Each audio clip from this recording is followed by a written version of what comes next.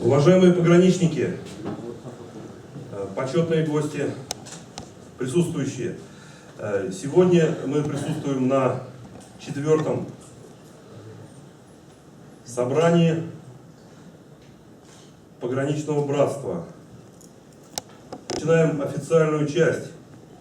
Я прошу всех встать. Знамя пограничного братства внести.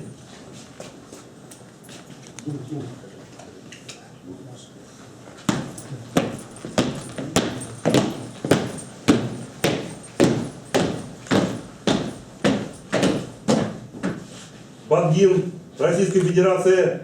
Смирно!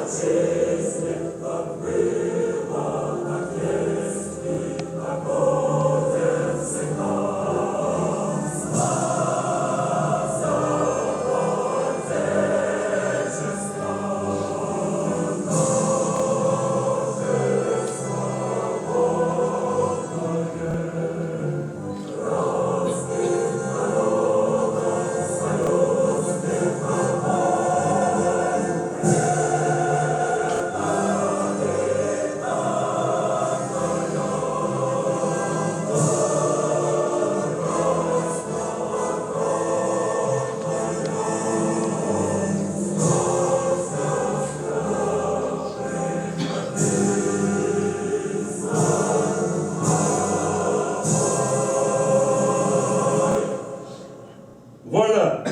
Прошу садиться.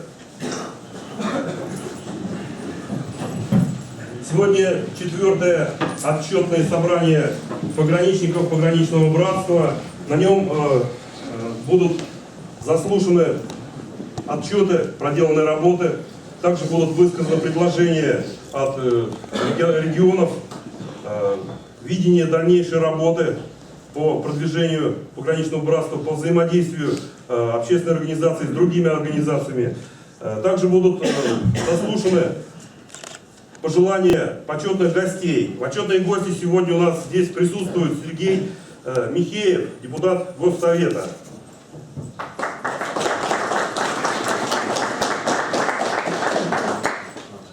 Геннадий Сергей Петрович. Это, значит, от Совета Афган. Александрович от Единой России. Бондарев Александр, автор-исполнитель песен.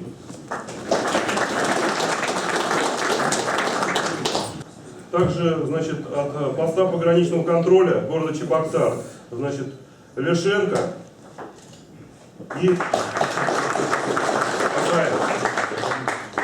Вот они сегодня будут, наверное, приняты в пограничное братство, будут выданы удостоверения. Несколько слов о регламенте проведения нашего собрания. Думаю, наверное, нужно предоставить слово Михееву Сергею от депутата Госсовета, хотя, наверное, организации пограничной братства существуют недавно, но, тем не менее, про нее уже, наверное, много-много слышали. И, Сергей, я прошу вас высказаться несколько слов.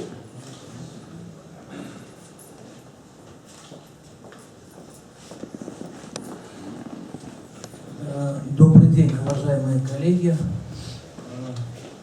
По поручению председателя Государственного совета Чувашской Республики Попова Юрия Алексеевича, по поручению регионального лидера Всероссийской политической партии «Единая Россия» Малова Николая Владимировича, позвольте передать слова приветствия в адрес сегодняшней конференции и выразить слова искренней благодарности, слова искренней признательности от всех моих коллег, от всех депутатов Государственного совета Чувашской Республики 5-го созыва, вам, каждому из вас, сидящему в зале, каждому, кто стоит за вашими плечами, за вашими первичками, за тот труд, за ту работу, которую вы ежедневно проводите с подрастающим поколением, за тот вклад, который мы видим, законодательная исполнительная власть республики видим, за вклад, наверное, в укрепление гражданского общества.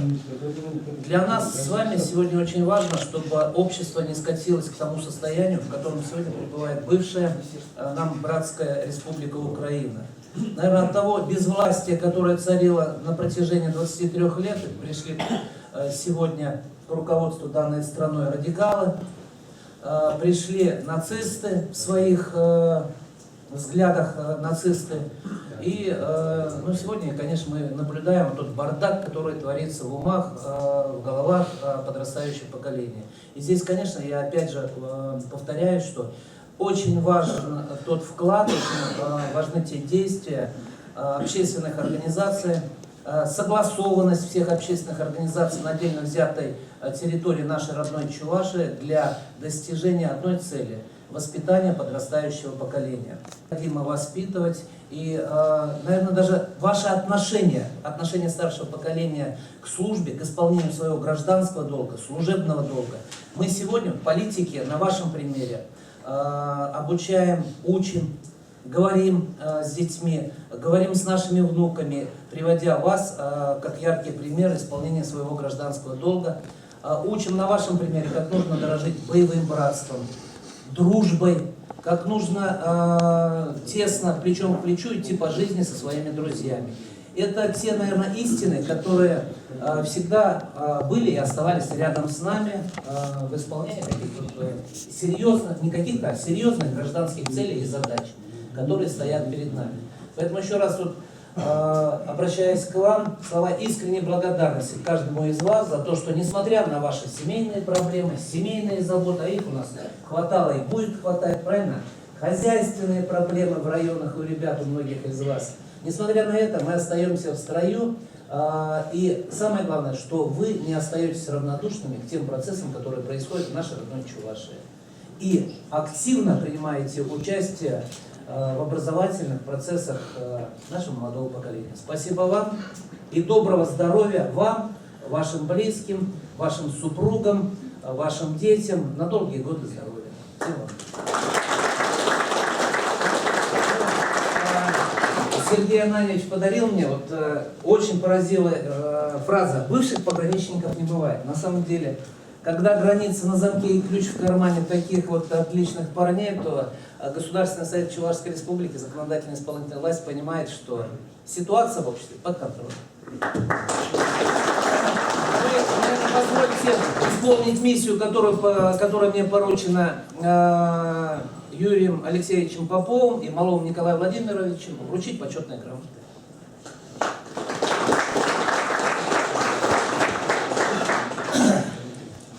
Значит, благодарность Государственного совета Чувашской Республики за активную общественную работу по патриотическому воспитанию подрастающего поколения награждает Шорникова Анатолия Борисовича, председателя правления Чувашской республиканской общественной организации «Пограничное братство».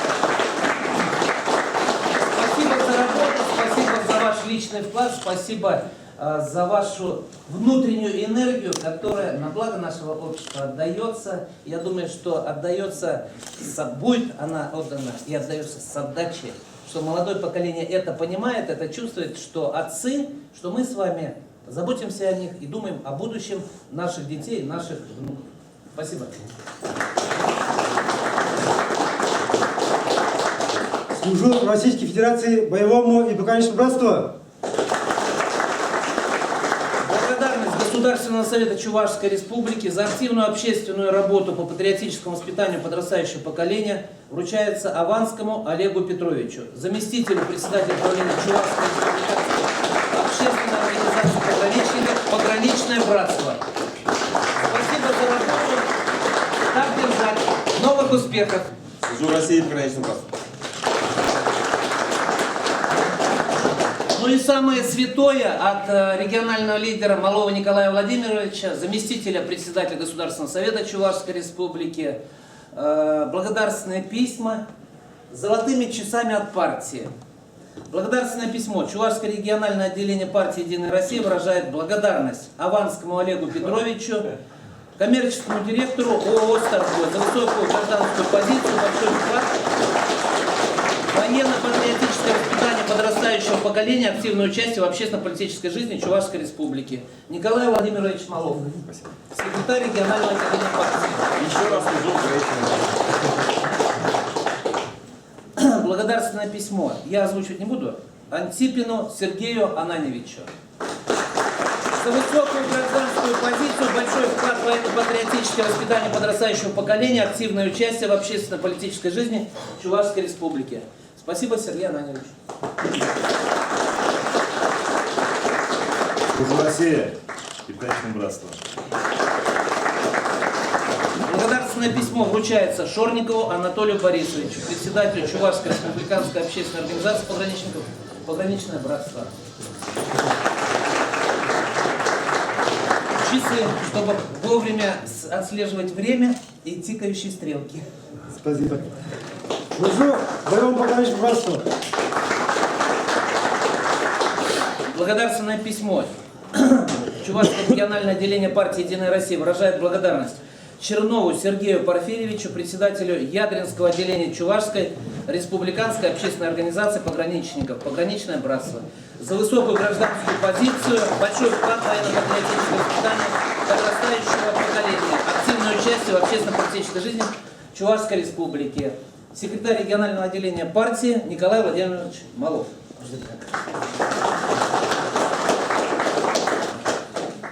Служу Российской Федерации пограничному братству. Ну, и два слова, как офицер запаса, спасибо от себя лично.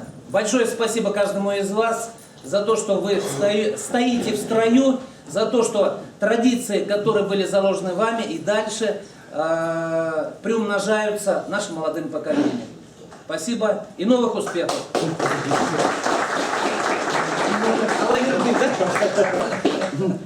Хочу зачитать благодарность депутату Совета Чувашской Республики Михееву. Уважаемый Сергей Петрович, Чувашская республиканская общественная организация «Пограничное братство» выражает благодарность за поддержку боевых и пограничных традиций и большой вклад в патриотическое воспитание подрастающего поколения. Желаем вам крепкого здоровья, бодрости духа, оптимизма, благополучия и самого доброго и светлого в жизни, удачи в делах и дальнейших успехов в служении на благо Отечества. Председатель правильного чего пограничного братства Анатолий Шорников, 19 декабря 2015 года. Поздравляю!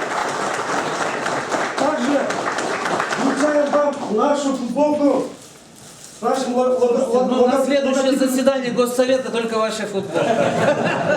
с нашим логотипом сзади написано «Пограничное братство Чуваши».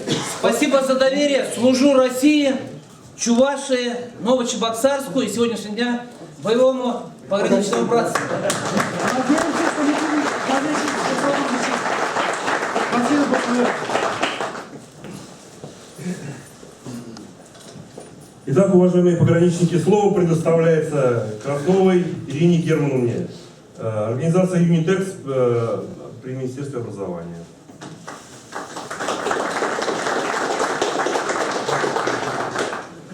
Добрый день. Позвольте поблагодарить за приглашение на эту встречу. Встречу с удивительными людьми. Людьми, которые сегодня и завтра будут отмечать праздник. Праздник тех, кто стоит живым щитом на пути терроризма. Праздник тех, кто обеспечивает нашу информационную безопасность. Праздник тех, кто защищает наши границы. Уважаемые и дорогие разведчики и контрразведчики, пограничники и эксперты, инженеры техники и криптографы. Огромное вам спасибо за наш покой. Спасибо за спасенных людей. Спасибо за то, что вы служите примером для нашего молодого поколения. Всем здоровья, бодрости духа, мужества, силы и доблести. Еще раз вас всех с праздником и удачи во всех ваших делах.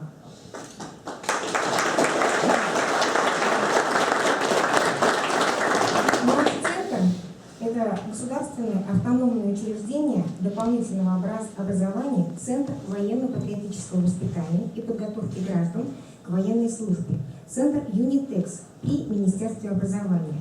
Работаем мы всего лишь второй год, но уже ощущаем вашу поддержку.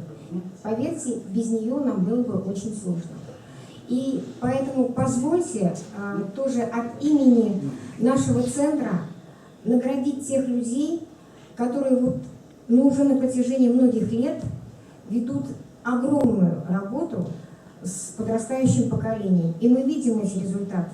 Благодарность выражается Антипину Сергею Ананьевичу, заместителю председателя Ядринского отделения Чувашской республиканской общественной организации «Пограничное братство», за личный вклад в развитие военно-патриотического воспитания, возрождение патриотического духа молодого поколения Чувашской республики.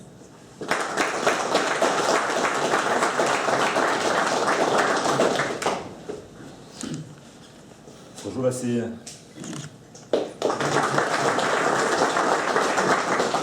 Благодарность выражается Кокареву Николаю Алексеевичу, заместителю председателя Канашского отделения Чувашской республиканской общественной организации «Пограничное братство».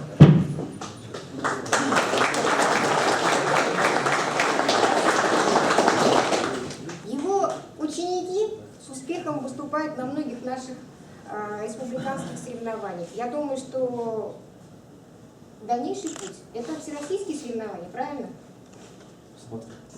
Я думаю, что... Ну, Российской Федерации пограничного братства.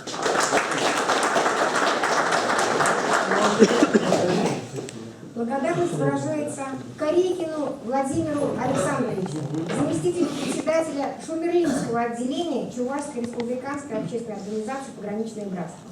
Его нет?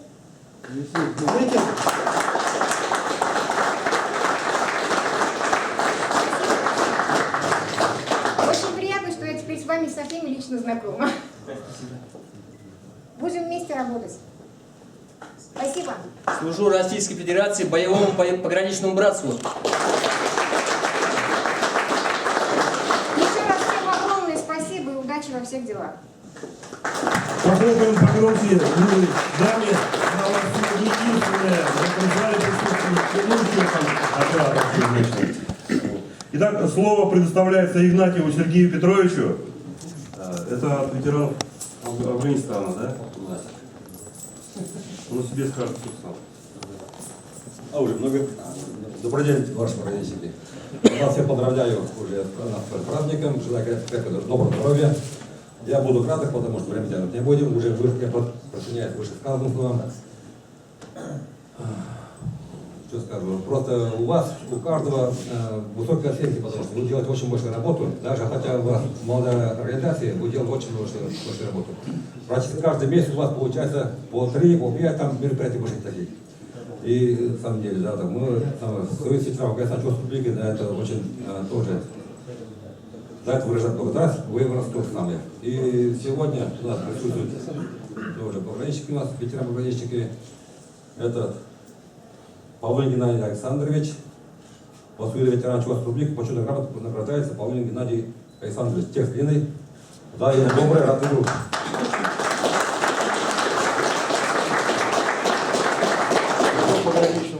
Пятишку. Также почетной грамотой награждается Будрашов Петр Иванович. Что-то не видно. Да, по важным делам работает. Михайлов Владимир Антонович. Вот нет. Я передаю.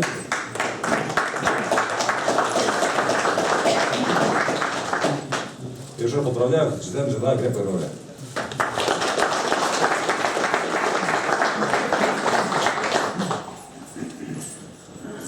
Слово предоставляется Семенову Игорю Александровичу от исполнительного комитета «Единой России».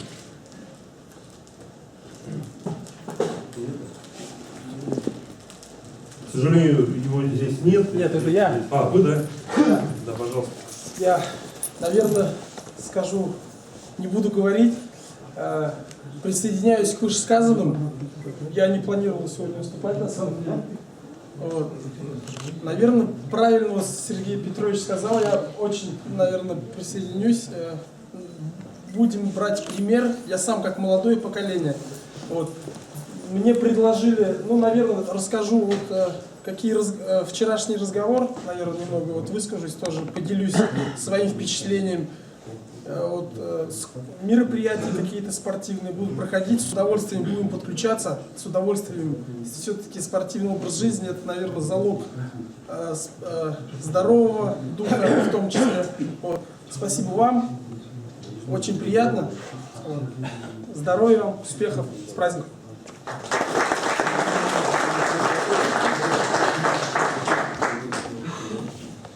Пограничники, слово предоставляется Вячеславу Платонову от организации «Солнце на спицах».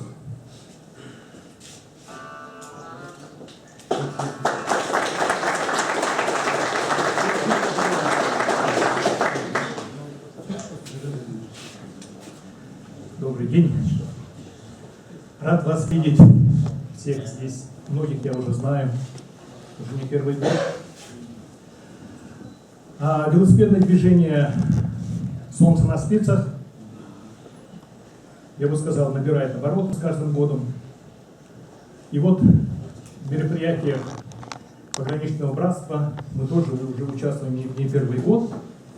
Но для тех, кто, может быть, не знает, у нас самый первый велопробег, посвященный защитникам Отечества, которые погибли на рубежах нашей Родины, в локальных войнах, состоялся в Канашский район, в ВТКЦ, на родину Руслана Желудкина. И тогда мы проехали 130 километров в одну сторону. Это была жара, это было что-то. 2-3 раза останавливались из-за того, что колеса прокалывались, ремонтировали. Но тем не менее мы добрались. Все были очень довольны, что преодолели себя, что сделали такое хорошее дело. Вот. И вот потом уже мы стали приезжать в Урнары. И вот за 3 дня, что мы тратим вот на то, чтобы добраться до Урнар, почему 3 дня? Нет, туда и обратно, конечно.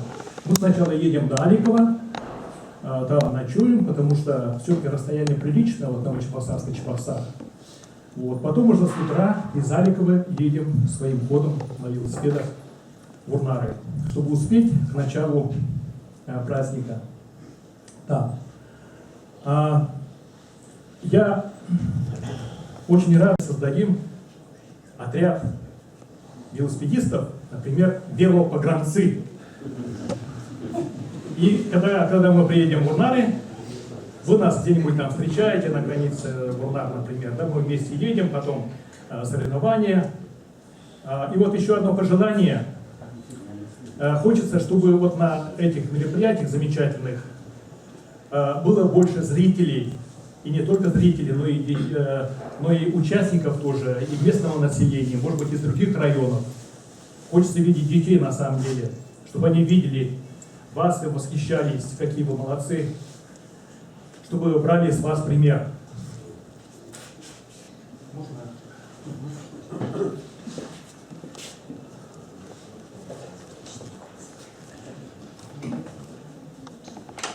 Благодарность.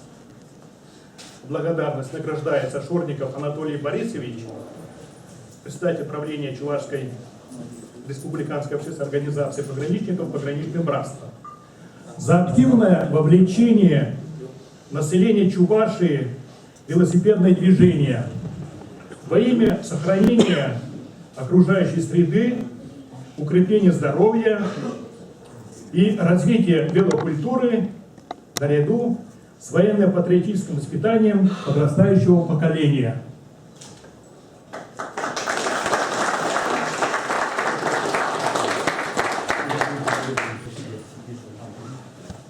И в свете сказанного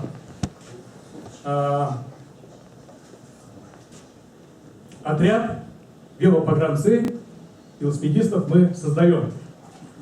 И эта благодарность вручается также с надеждой на то, что велосипедисты, пограничники у нас будут в Чувашии.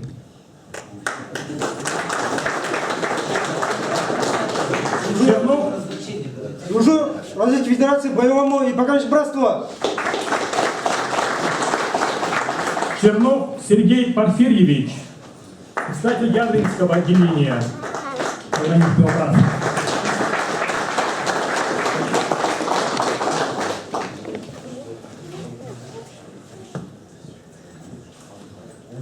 Служу Российской Федерации пограничному братству.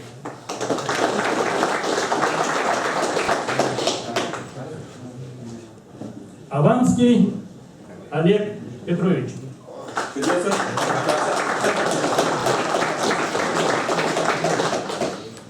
Заместителю председателя правления пограничного братства.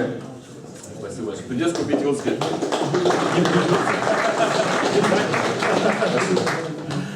Андреев Сергей Юрьевич, член пограничного братства.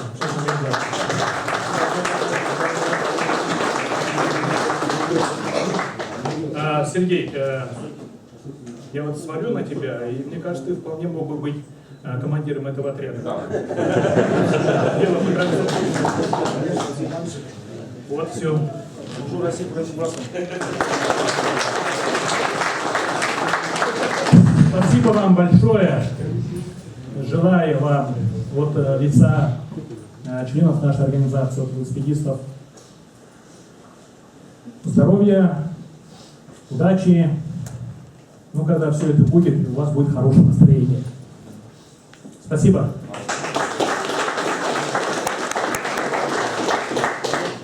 Уважаемые общественные организации, велосипед, солнце на спицах, очень приятно, что вы участвуете на наших мероприятиях. Недавно я сам лично участвовал на вашем мероприятии, закрытии велосезоном. А также, кстати, велосипедисты от вашей организации участвуют 3 года подряд на наших мероприятиях. Действительно, они приезжают на велосипедах. Каждый год наш пограничный турнир, в том числе в этом году тоже. Вот, пользуясь случаем, хочу вручить грамоты. Награждается Платонов Вячеслав Яковлевич за поддержку боевых и пограничных традиций и большой вклад в патриотическое воспитание подрастающего поколения. Желаю вам крепкого здоровья, бодрости духа, оптимизма, благополучия, всего самого доброго и светлого в жизни, удачи в делах и в дальнейших успехах служения на благо Отечества.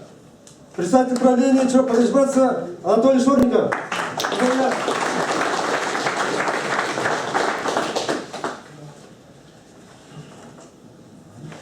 Спасибо. Служу Отечеству и велосипедному движению. Награждается Васильев Александр Геннадьевич за поддержку боевых и пограничных традиций, большой вклад в патриотическое воспитание подрастающего поколения. Желаю вам крепкого здоровья, бодрости духа, оптимизма, благополучия и всего самого доброго и светлого в жизни, удачи в делах и дальше в служении на благо Отечества. Спасибо.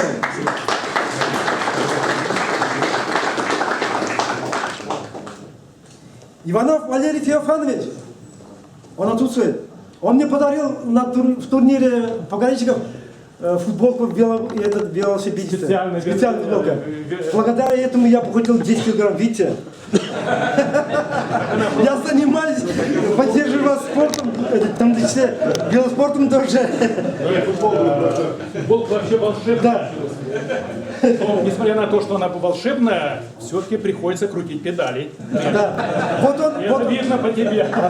И вот он именно ветеран, этот Иванов Валерий Феофанович, ему больше 70 лет занимается спортом.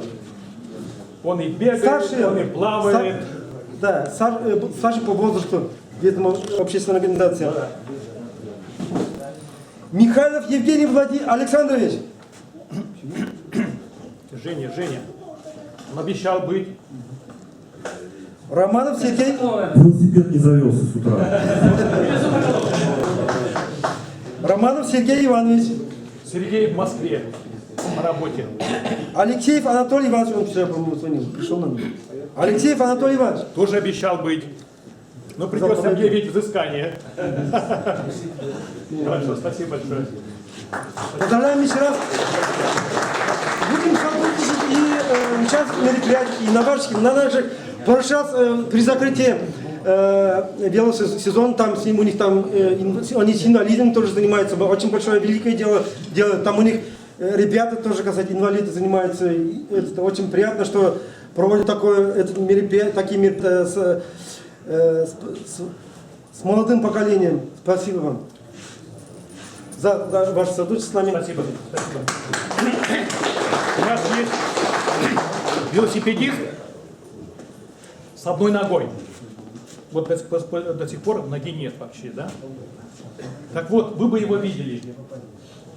Он с нами ездит, ну, не постоянно, но выезжает с нами, да?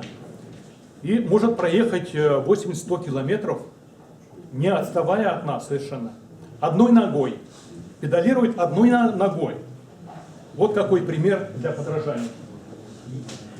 Поблагодарим прекрасной организации. Итак, уважаемые пограничники, наша сегодняшняя конференция проходит в преддверии празднования Дня чекиста, как назвать не знаю, в принципе точного дня как такового, наверное, все-таки нет, потому что эта организация достаточно секретная. Вот это просто формальная, такая, скажем, точка отсчета, который день можно праздновать. Вот. Но тем не менее, на рубежах Родины погибло очень много пограничников и людей, которые носили зеленые фуражки. И я прошу почтить память всех тех, кто положил свою жизнь Родине, почтить минутой молчания. Прошу всех встать.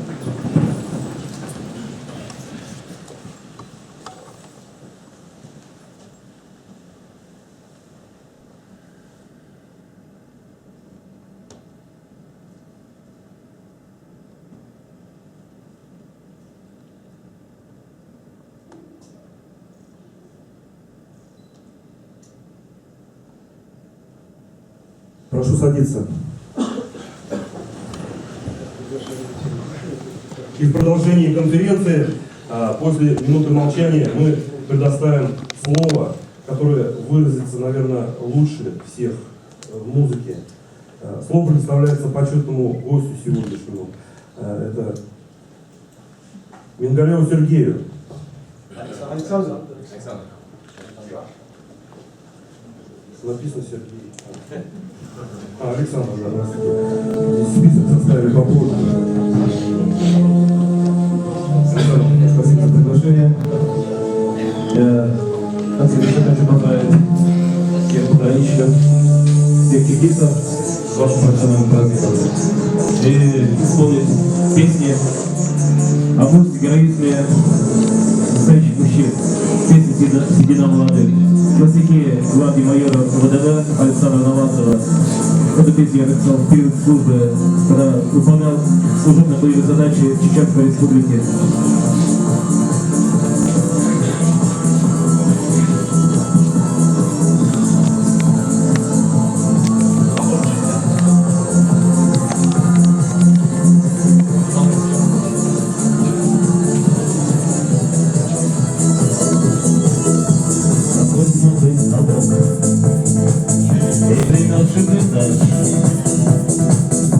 Ты прости меня, Бог, что стреляет шептал отче наш. Не почувствовал я, ведь по целом виновата война. Это осталось друзьям, но мне седина, седина, седина молодых. Это место войны, это жизнь двоих. Это страшные сны, и не радуют рады, и радость побед, и не накрытый дом. За тех, кого нет, и просто спать, а выпить и выпить вина, но приказ вступать, и в атаку зовет старшина. Он ранен в бою, руки дрыгает ответ. Я не дрогнув пью, чтобы хоть до утра успеть. Седина молодых, это место войны, это жизнь на двоих, это страшные сны. Седина молодых, и радость побед, и не накрытый дом. За тех, кого нет,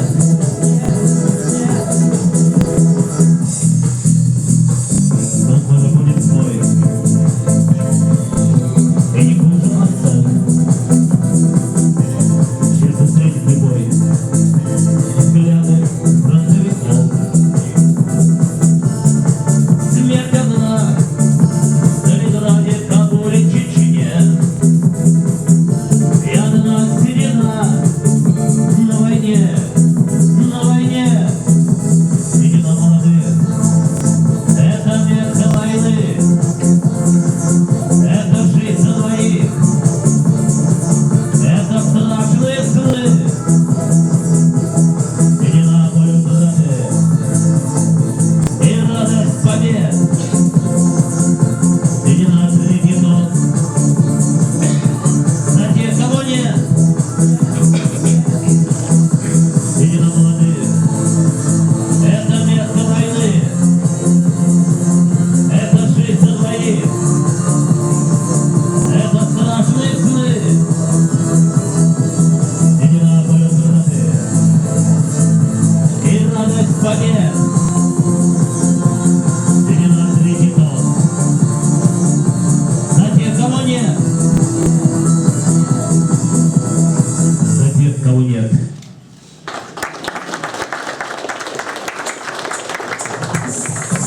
Пожалуйста, песня на стихи Алексея Романова, участника боевых действий на наших афганских границах, наша земля.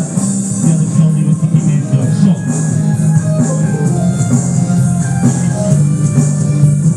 Волна под нашой, не чувствуя ног. Мы наверное свои.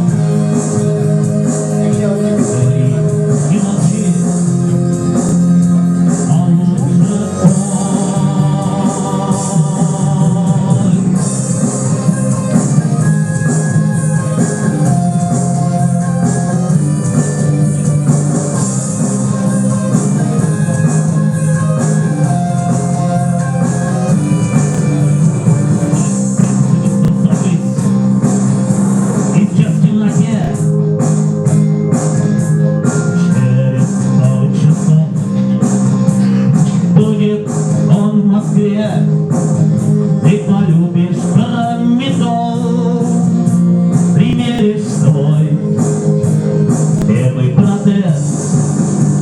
Танцует. Я думаю, мы все сейчас с удовольствием посмотрим ее выступление. Итак, встречаем Нина Васильева.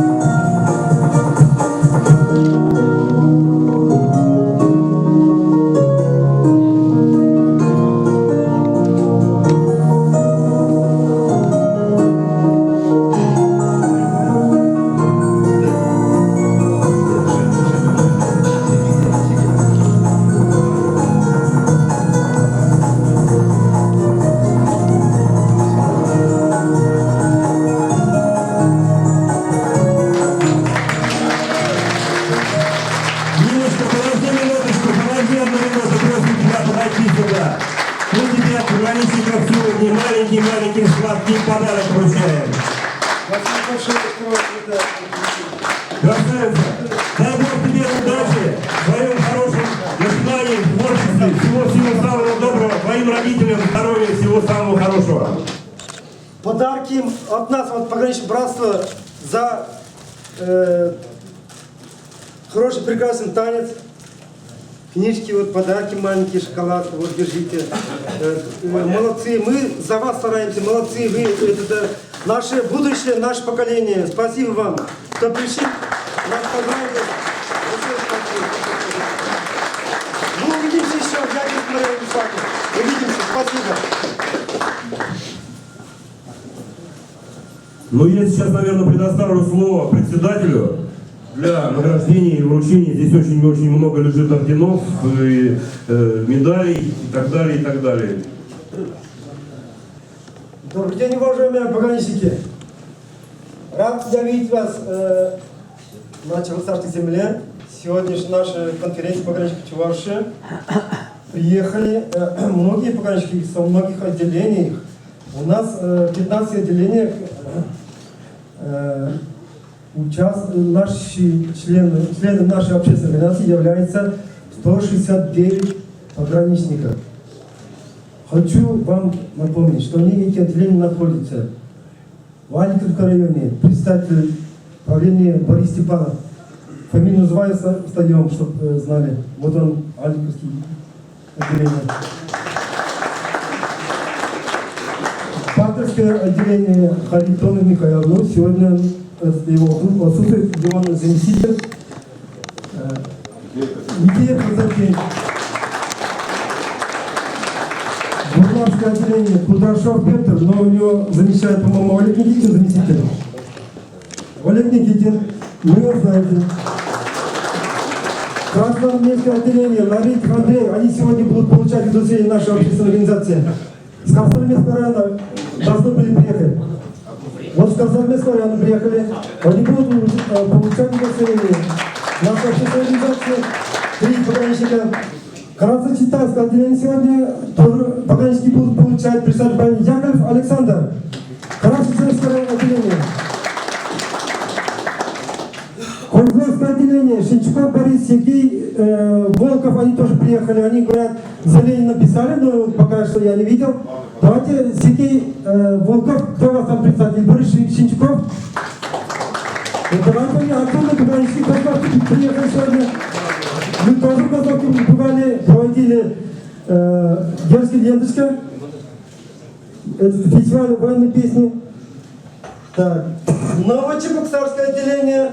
Сегодня присутствует у нас Осокин Юрий. Юрий Осокин прибор. Вот. Председатель правления. Будет у наших родях тоже с Новочебоксарского района, так? Егор Новочебоксарский был. Так, еще у нас Шемуршинское отделение, Сикриван Егор, они опаздывают, наверное. Егор Михайлович, вы его знаете. Шумилинское отделение, Озюков Виталий Семенович.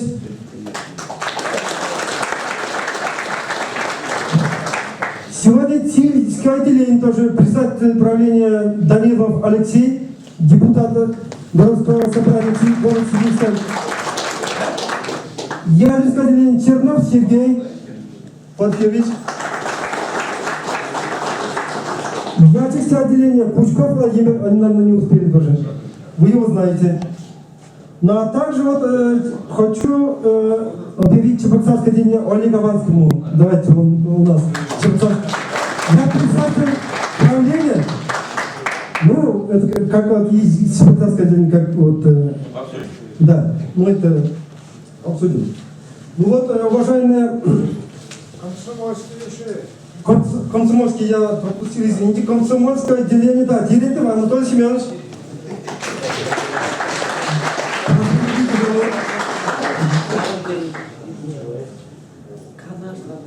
Уважаемые пограничники, у нас сегодня участвуют по 5, по 6. Канарский записан. Так. Канарское отделение Жураев Виталий, но его заместитель Когоров Николай Алексеевич. Старший лейтенант, руководитель отряда юных друзья пограничников город Канас, 10 школа. Так, хочу немного сказать, времени не затянуть, чтобы я коротко хочу рассказать о нашей проделанной работе в 2015 году. Наша общественная организация под руководством меня и член правления, 4 человека, проводили очень много мероприятий, очень активно организовывали. Самые большие хочу мероприятия отметить открытие 2 памятных пограничных знаков в городе Чебоксарах. У нас скоро 100 лет пограничным войскам будет, но в Чебоксарах ни одного памятника, ни одного пограничного знака нету. У нас отделение, наше отделение, районное отделение во многих районах установили и памятники хорошие, и большие. В селе Патрево, вот хочу отметить под руководством Анатолия Быкова, а также в селе Шемурша, Егора Сидриванова, знаете, он сегодня опаздывает. Больше памяти туда приезжали герои России, 3 герои России Николай Федорович Гаврилов. А также город Канарши, они вертолет открыли 95-летие войск Жураев, там активную часть принимал и наши члены нашей общественной организации. Вот. И хочу сказать, самые большие мероприятия тоже это 3-й пограничный турнир. Каждый год у нас проводится в поселке Фонары. Там собираются все наши пограничники, не только пограничники, общественные организации, многие, молодые поколения тоже участвуют. Из больших тоже хочу отметить помощь Шумилинской школе, 3-й школе, ученикам. Они там создают тыловой оборонительный рубеж, Сульский оборонительный рубежи. Мы им 2 раза ездили, помогали. Член нашей общественной организации, Комсомольское отделение, Батурское отделение, Шумилинское отделение очень плодотворно поработали. Ну, дадим слово по 3 минуты каждому руководителю наших отделений, они расскажут там коротко. В больших мероприятиях также хочу отметить, что мы это мероприятие, я считаю, очень большие работы мы выполняем проводим уроки мужества в школах, месячники по патриотическому воспитанию молодежи. Это начинается в январе, 21-22, потом целый месяц проходит. Мы проводили в этом году 91 мероприятия. Я сам лично участвую, во всех мероприятиях участвовал. Бывает, что в свое время не жалею, в свое время а также мы начали поддерживать связь с региональными организациями.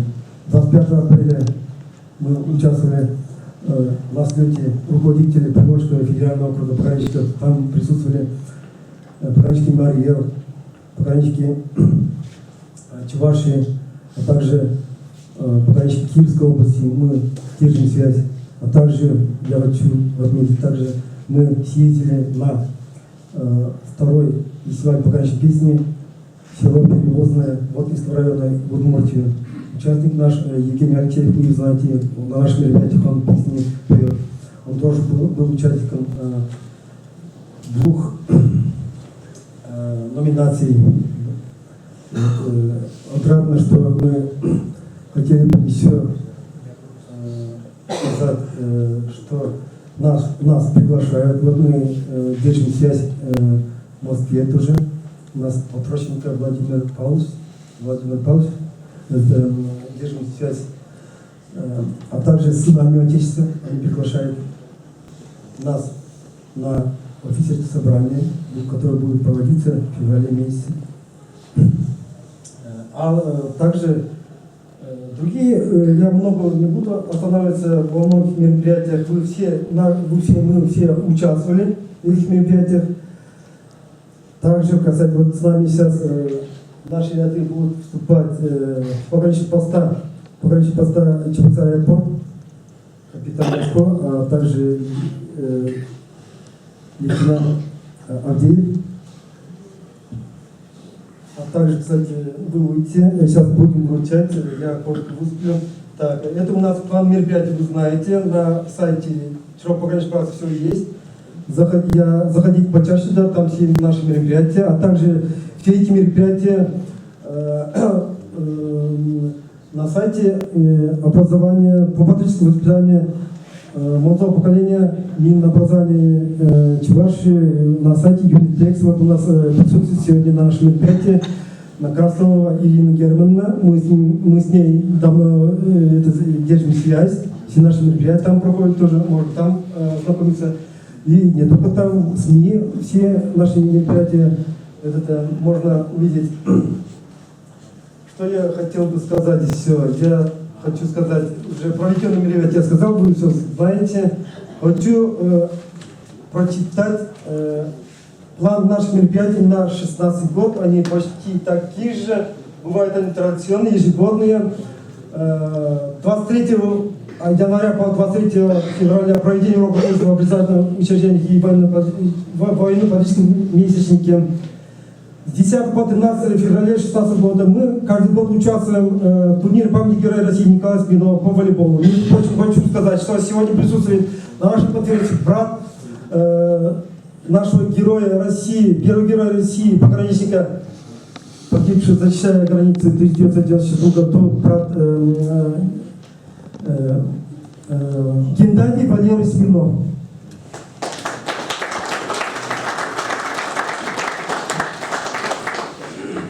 В 14 февраля мы проводим соревнования по стрельбе к 27-й годовщине войск Афганистана. 3 марта мы всегда, третий год уже проводим турнир по бильярду памяти пограничников, погибших в Афганистане, Григория Антонова и Сергея Архипова. Ну, это Шумерлинец. Именно погиб он 3 марта. Его брат у нас участвует всегда, каждый год. Очень рад, что мы проводим турнир памяти по бильярду. 14 марта второй фестиваль рыбака на турбазе Азамат Сибирского района мы будем провести. 2 апреля мы будем проводить и участвовать вместе 16 турнир по волейболу памяти Героя России Леонида Константина, селе Липка Бердского района. Хочу отметить, что у нас очень сильная волейбольная команда, капитаном является Олег Ивановский, сами знаете, мы там уже в прошлом году заняли второе место, в этом году первое место. В этом году мы на турнире чемпионов, в 15-м турнире выиграли кубок первое место. 23 апреля 2014 года межрегиональная встреча руководителей Приморского федерального округа в Марье. Мы договорились каждый год сейчас обсуждать мероприятие в 2016 году. Так, 9 мая 2016 года мы каждый год 9 года участвуем в параде Победы. ЧПЦ Ядерников, Злока, БАТы в Рунарах и других отделениях тоже. Я сам лично с 2009 года собираю пограничников и участвую в параде. Сегодня участвует у нас участник парада Никита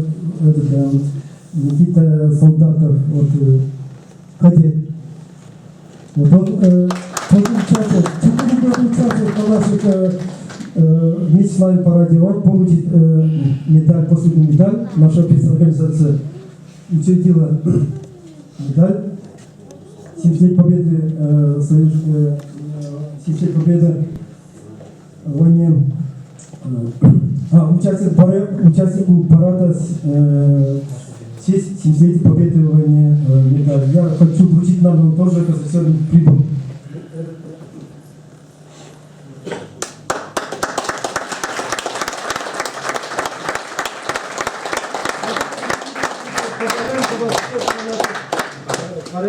Все участники получили, вы тоже привлекаете других, тоже касательно юноармейцев, кадетов. Пару слов потом скажешь. Спасибо большое.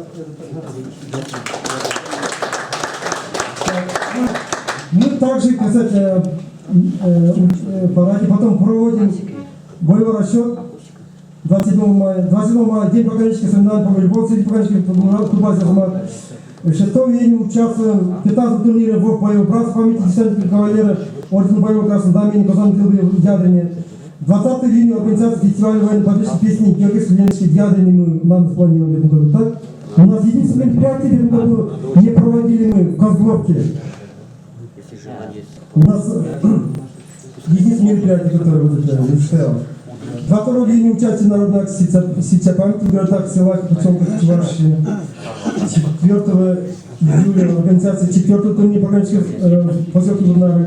6 августа организация 3-го турнира памяти это Анатолия Пограничка Сорокина. Банковское отделение. Будем проводить надо. Это обсуждение. Обсуждение. Так, да, будем проводить. Хорошо. Так.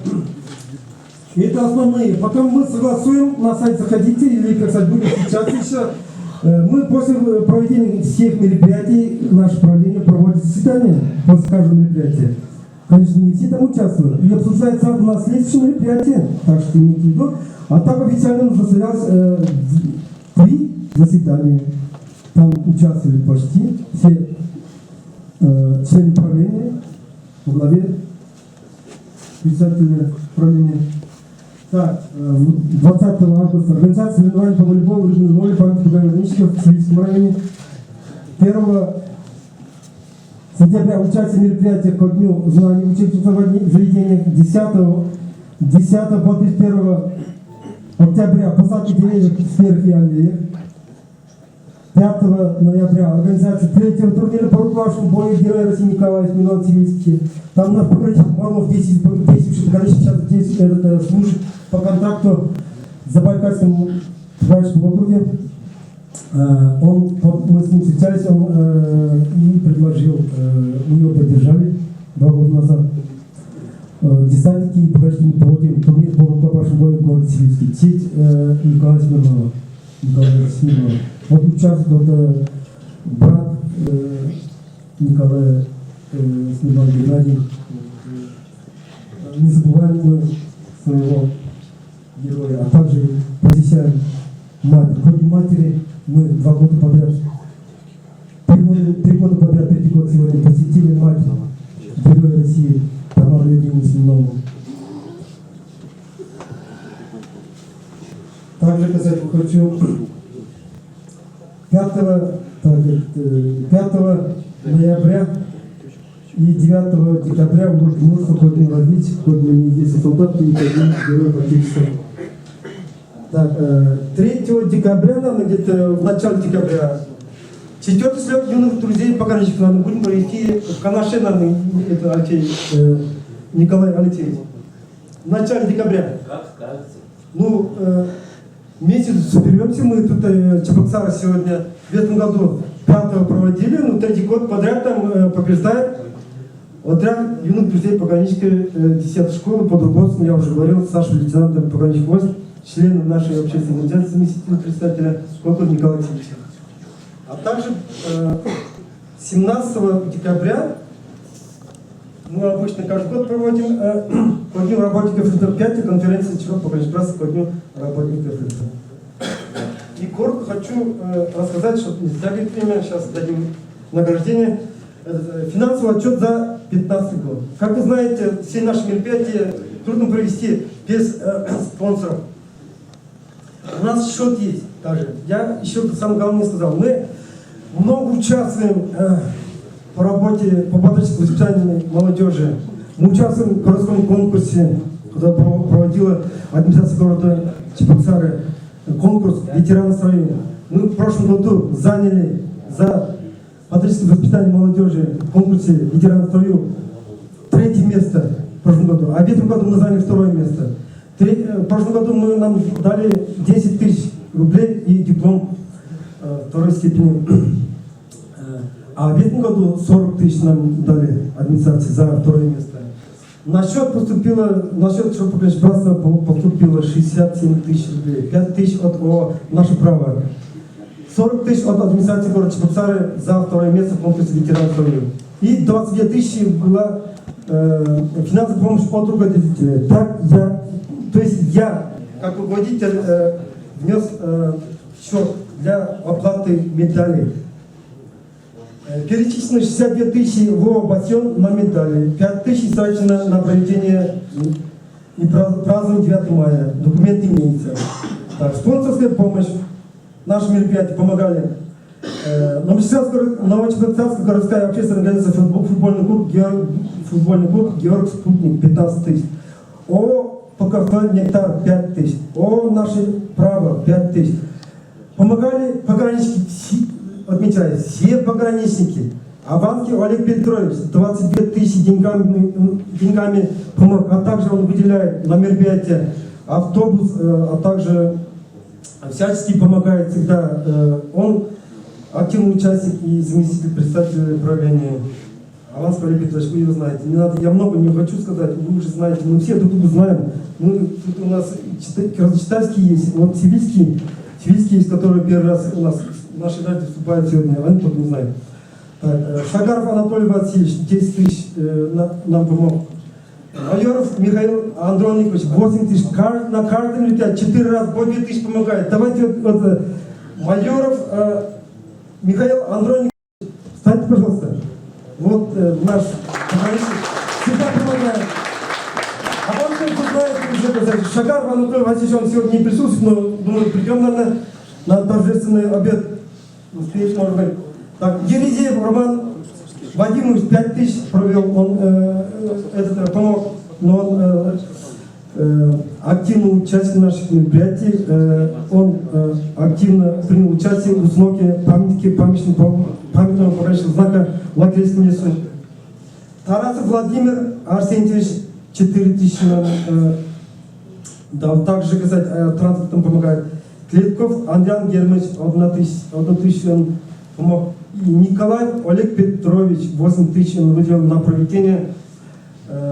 Очень помог третьего турнира нашего проведения. Он сегодня должен был приехать. Олег Леонидович, он что-то не приехал? Не смог. А? Не смог. Так, Макаров Андрей Анатольевич 4 тысячи.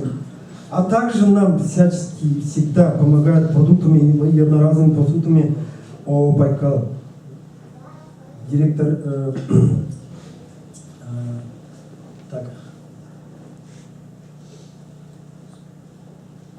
Владимир Ильич, Иванов Владимир Ильич, директор.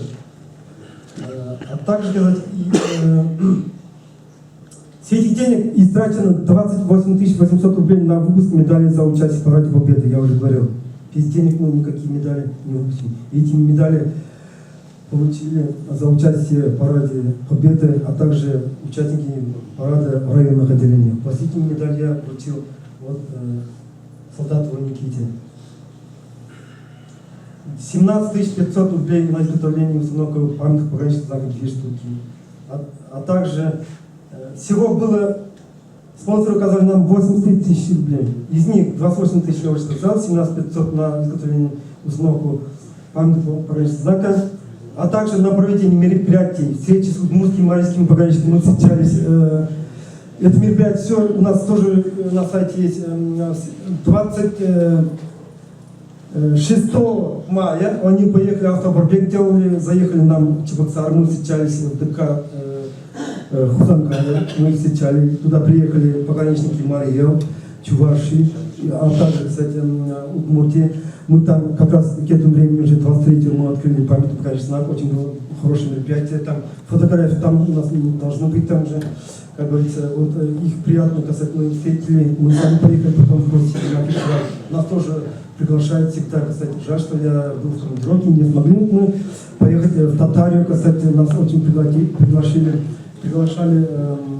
Город какой там Сергей Андреев, я забыл, город Набринчины, да, приглашали, мы не смогли поехать туда, очень радостно. Как мы сами встречаем, нас тоже так же встречают. Вот. День пограничников, мы проводили тоже деньги на это. Реконструкцию рубежей тоже, там вот эти деньги использованы были. На проведение турнира Константин Долбилова в городе Язань, третий пограничный турнир, соревнования по волейболу, памяти пограничников в Азамате, а также на многих мероприятиях. Документы имеются. И у нас поступило, кстати, вступительных взносов 51 500 рублей. Истрачено 12 тысяч на изготовление удостоверений, 22 тысячи рублей переведено с этих денег на счет для оплаты медали. Я вам говорил, что перевел помощь от руководителей. Вот это 20 тысяч по счету у нас проходит. 17 500 на фотобумагу, канцелярские принадлежности. Очень много у нас грамот. Мы печатаем. Это канцелярский ремонт принтера. И документы все имеется. Вот. А так, ну, вот мой маленький отчет за наш сегодняшний год. А также вот, у нас всегда принято от общественной организации, от нашей общественной организации, а также от правления. Давайте вручим, наверное, чтобы приятно было удостоверение нашим. Анатолий Борисович, по награждению у меня есть предложение. Ну хорошо, говорите. План работы в июне месяце. Включить, я понимаю. Соревнования в честь 2 погибших пограничников в Комсомольском районе. Хорошо. Или 4 или 11 июня. Уважаемые руководители регионов, пожалуйста, свои пожелания можно записывать в письменном виде, подавать руководителю. Слово сейчас всем будут даны слова, естественно. Каждому слову дано. А я пока сейчас... У меня предложение, Александр, в план на 2016 года включить, согласовать с общественной организацией, и эти мероприятия должны включить наш план и совместный план этих месяцев. Наш план мероприятий на сайте уже есть 15 года. Нет. Он имеет в виду совместное проведение. Совместное проведение, да. План мероприятий. Да. Наша главная цель – работа с патриотическим воспитанием нынешней молодежи. Да. Да. Еще что пожелаете? Ну давай районным руководителям. Ну давайте районным руководителям. Давайте дадим районным руководителям регламент не более 3 минут. Давайте скажите. И районные руководители просят подготовиться, какие у вас есть пожелания на будущий год по работе организации нашей. Реальные пожелания, неформальные, а прямо чисто реальные. Хотим в своем городе провести такой-то фестиваль, там, при участии того-то, того-то, того-то. Прямо конкретно можно подать руководителю, и все будет здорово и четко. Руководители есть, желающие выступить? Пожалуйста, прошу к микрофону.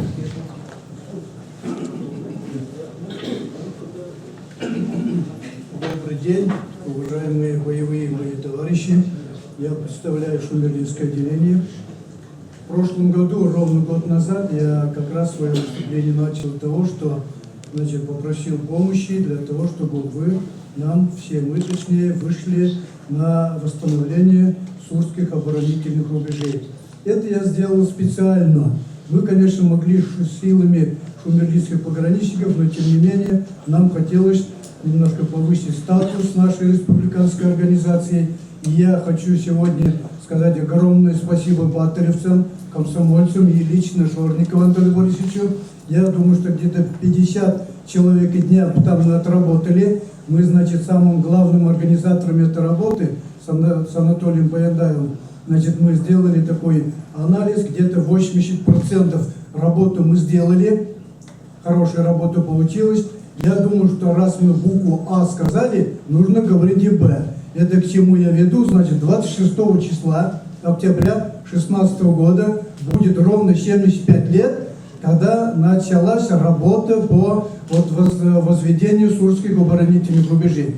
Там объектов таких очень много, но мы выбрали такое место, я знаю, что кто был, значит, вот Велику здесь сидит, огромное спасибо, вот его ребята нам очень здорово помогли. Интересная работа получается, и дело в том, что мы еще планируем там поставить наш памятный пограничный знак, я никогда не называю, не столбом называю, а памятный пограничный знак, значит, и как бы временный наш лагерь будет, потому что там на Суре, и вот так, и отдохнуть, поговорить и так далее. Землянки есть, вода туда никогда не попадет и так далее. Я поэтому думаю, что в план нашей работы в обязательном порядке надо включить, и тем более мой заместитель здесь работает в Москве, значит, он ведет переговоры, даже, может быть, рановато я говорю, с таким ответственным изданием журнала, хотели они очень большое желание и заявили приехать на открытие. Город над этим работает.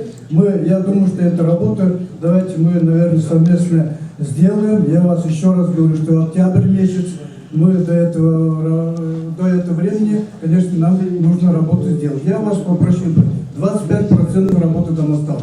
Это первое.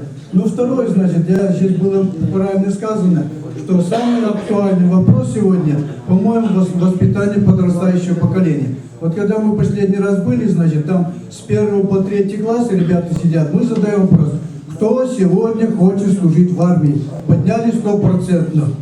Пошли немножко в старшие классы. Там, кстати говоря, не такой был ажиотажное желание. Понимаете, это говорит о том, что мы где-то не дорабатываем. И когда, значит, последний раз в школе номер 2 мы ребятам показали Герой России Николай Смирнов, мы смотрим, сидим, дети вытирают глаза, действительно, у меня самого ком, горло, как говорится, да, дети вытирают глаза. Я говорю, я думаю, что вот эти дети, которые вот это посмотрели, через себя пропустили, никогда на плохие работы не пойдут. Я думаю, что очень важная работа сегодня именно военно-патриотическая работа с молодежью в школе. Вот мы недавно еще ГПТУ, не ГПТУ, значит, политехническим техникум провели тоже волейбольный турнир. Взяли, значит, там 7 человек ветеранов, средний возраст у нас был 62 года, а у них там 17 лет, 16-17 лет. А мы пошли для того, чтобы ребята увидели, как ветераны играют. Потому что наши ребята журналистские проиграли вчистую где-то, по-моему, в Канаше. И когда наших мастеров они увидели, у них глаза загорелись. Вот мы на 23 число назначили матч-реванш. Один волейболист наш пограничник говорит, мы как проиграли специально. Правда, несколько ударов сделали для того, чтобы взять матч-реванш. 23 мы проводим второй встречи. Это тоже, я считаю, большая работа. Людей мы заинтересовали для того, чтобы они не курили, не пили, а именно занимались волейболом. Спасибо за внимание. Я, по-моему, больше 3 минут. Огромное спасибо. Я все же хотел бы огромное спасибо сказать Анатолию Борисовичу. Вот все, что мы проводили, и ни одного мероприятия мы без него не проводили. Огромное спасибо. Вашу руку, Анатолий Борисович. Спасибо. С вашего позволения, оператор, который снял наш третий пограничный турнир, очень красиво снял, но в тени остался. Давайте посмотрим на него. Буров Максим Анатольевич, к сожалению, он сейчас уходит. Я хочу получить от нашей общественной организации грамоту за поддержку боевых и пограничных традиций и большой вклад в патриотическое воспитание подрастающего поколения. Желаем вам крепкого здоровья, бодрости, духа, оптимизма, благополучия, всего самого доброго и светлой жизни, удачи в делах и дальнейших служениях на благо Отечества. Председатель правительства пограничного Анатолий Шорников. Поздравляем вас, уважаемый пограничник, хорошо снимаешь. Тимур сейчас ходит в другое место. Служу России пограничного братства. А также ему вручается памятный знак долг и честь вручается Бурову Максиму Анатольевичу. По дню работника ФСБ. Мы тоже какое-то отношение имеем к ФСБ. Спасибо за ваше участие. Будьте здоровы. Всего хорошего. Руководитель Шумерлинского отделения сделал очень-очень обширный отчет о проделанной работе. Ну и представляется слово руководителю Ядринского отделения.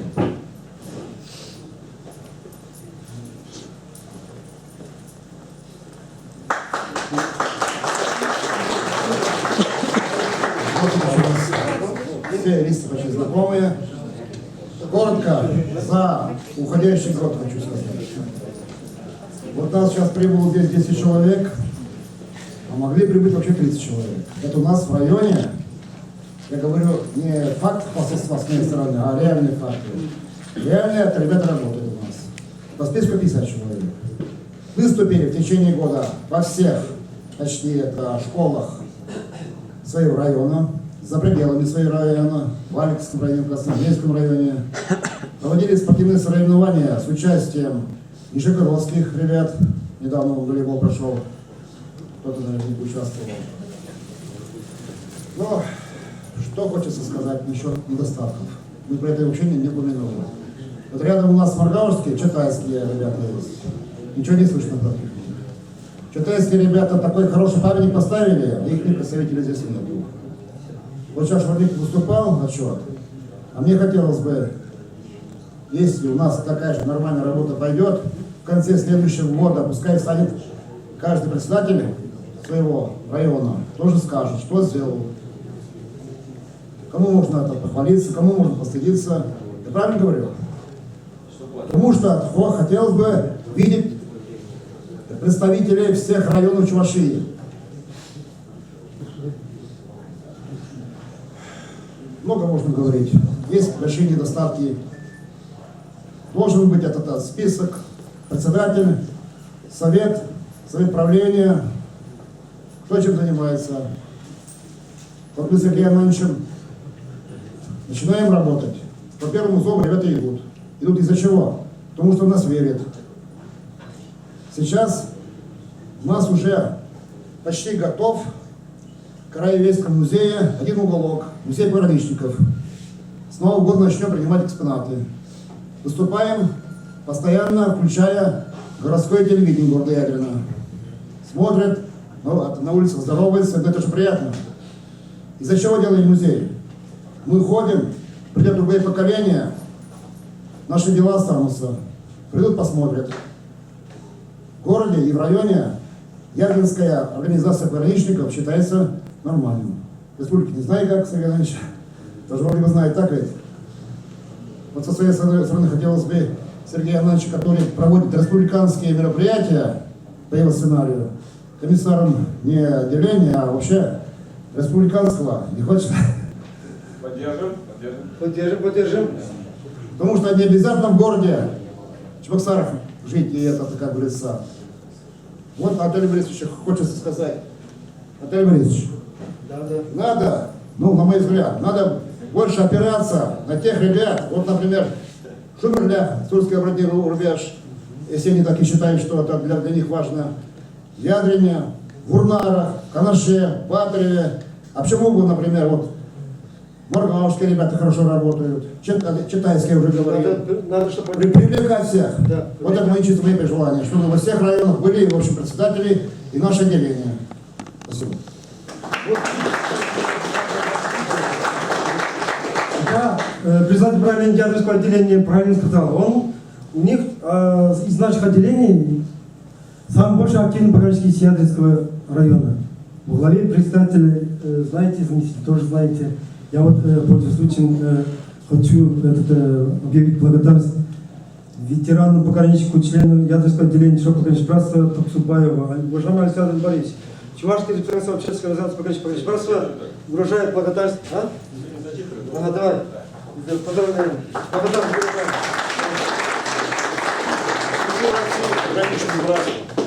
Такая же благодарность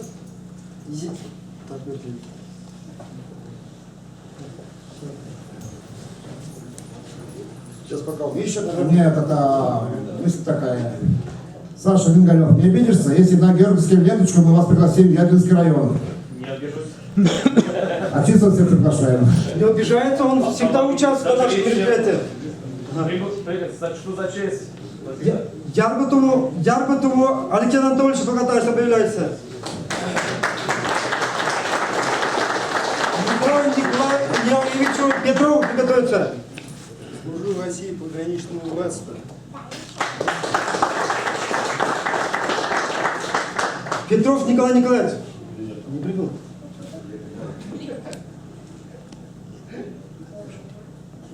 Данилову Виктору Григорьевичу.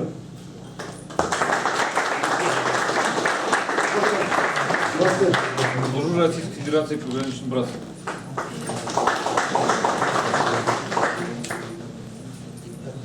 Руководители регионов Ядрина и Шумерли выступали. Кто-нибудь еще из региональных руководителей хочет высказать? Бурнары. Просим к микрофону.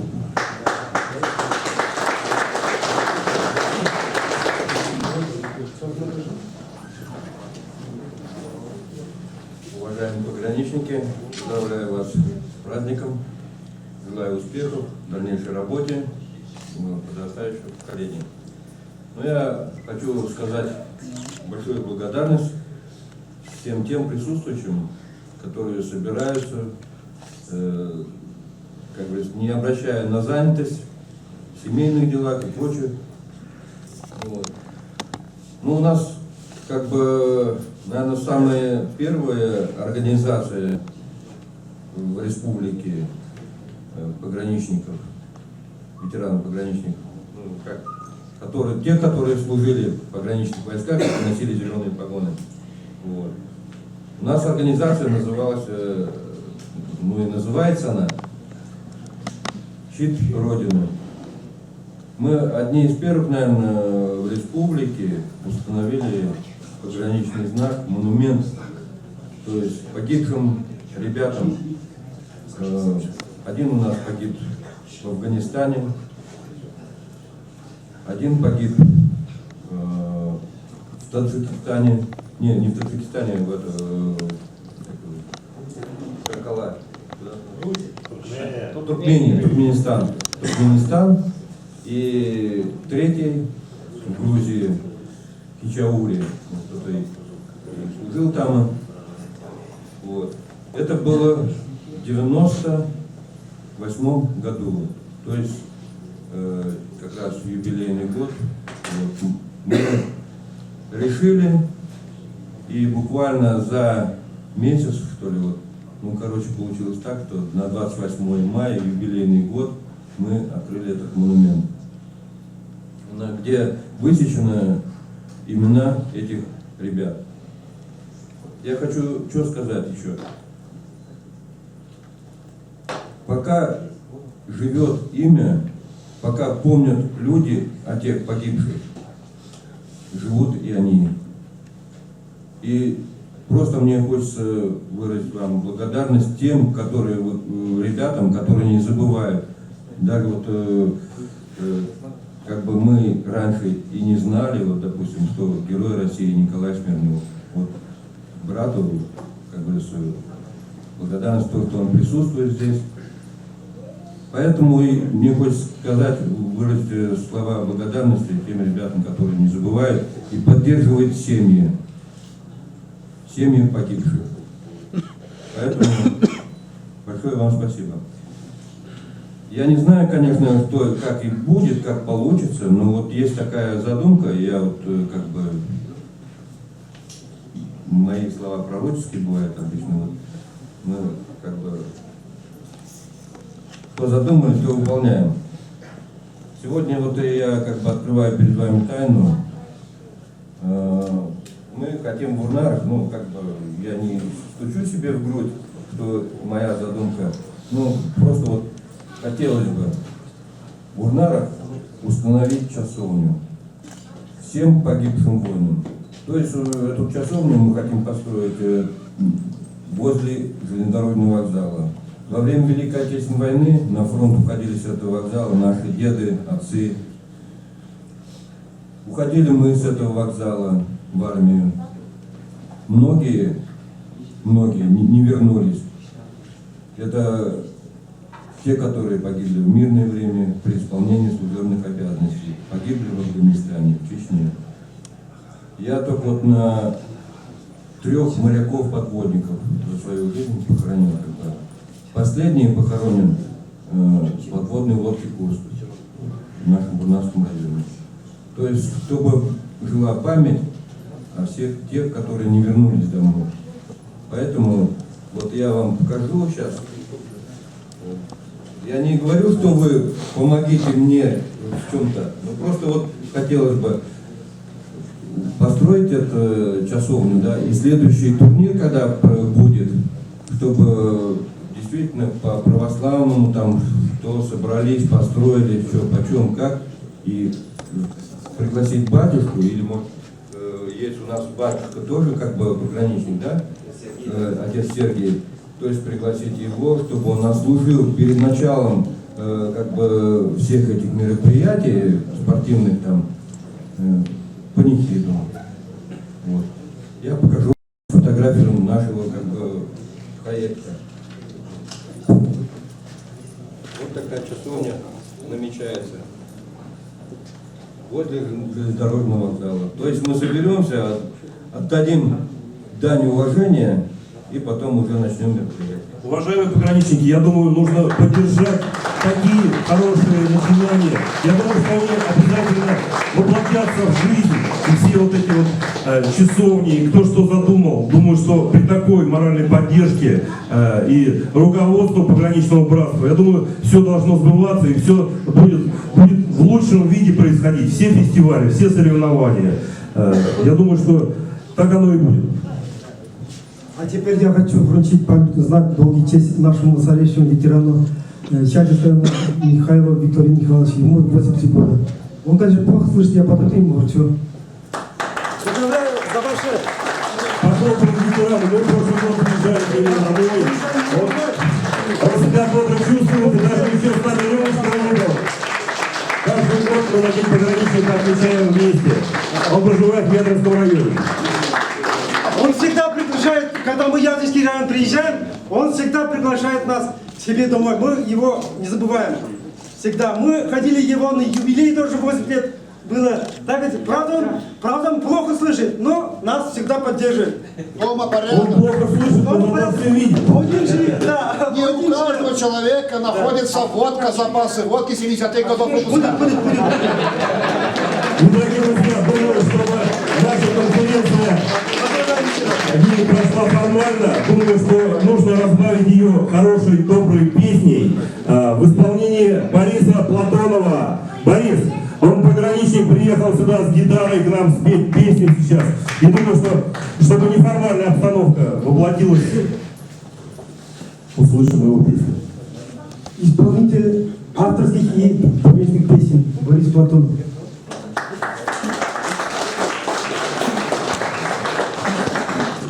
В двух словах всех поздравляю с праздником. Хочу высказать свою личную благодарность вам всем за ваш вклад. Вот. Ну и чисто человеческое вам огромное спасибо. То, что вы есть, продолжаете жить. Здоровья, счастья всем вашим родным и близким. Первую песню, которую я исполню пару песен, да, чтобы как бы немного разбавить обстановку. Первую песню, возможно, вы знаете, ну, а второй позже.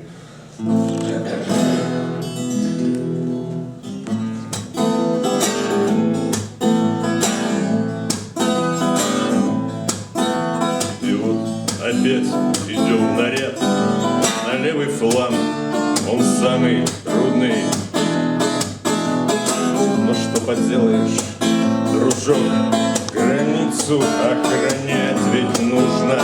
С тобой всегда твой автомат, он друг надежный, безотказный. И выполнять страны приказ. Идем с тобой. Кто служил на границе, не забудет крик птицы, тишину, что стоит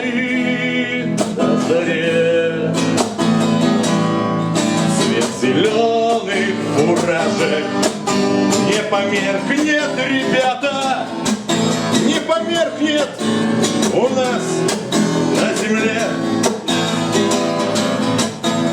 А там, за сопками, земля знакома нам не понаслышке. О ней мы знаем, что порой и не напишут даже в книжке. Соседи, хоть они и друзья, но знаем дружбу мы такую. Тут не дождутся, чтоб напасть на нашу землю дорогую. Кто служил на границе, не забудет крик птицы, тишину, что стоит на заре.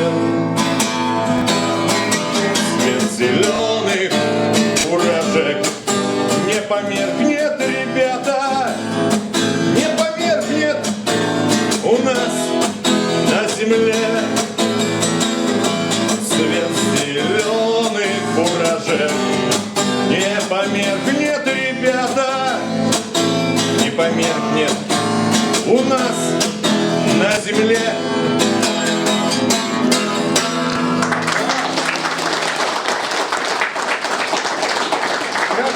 Вкратце, следующая песня, автор моего собственного сочинения, ну, про границу.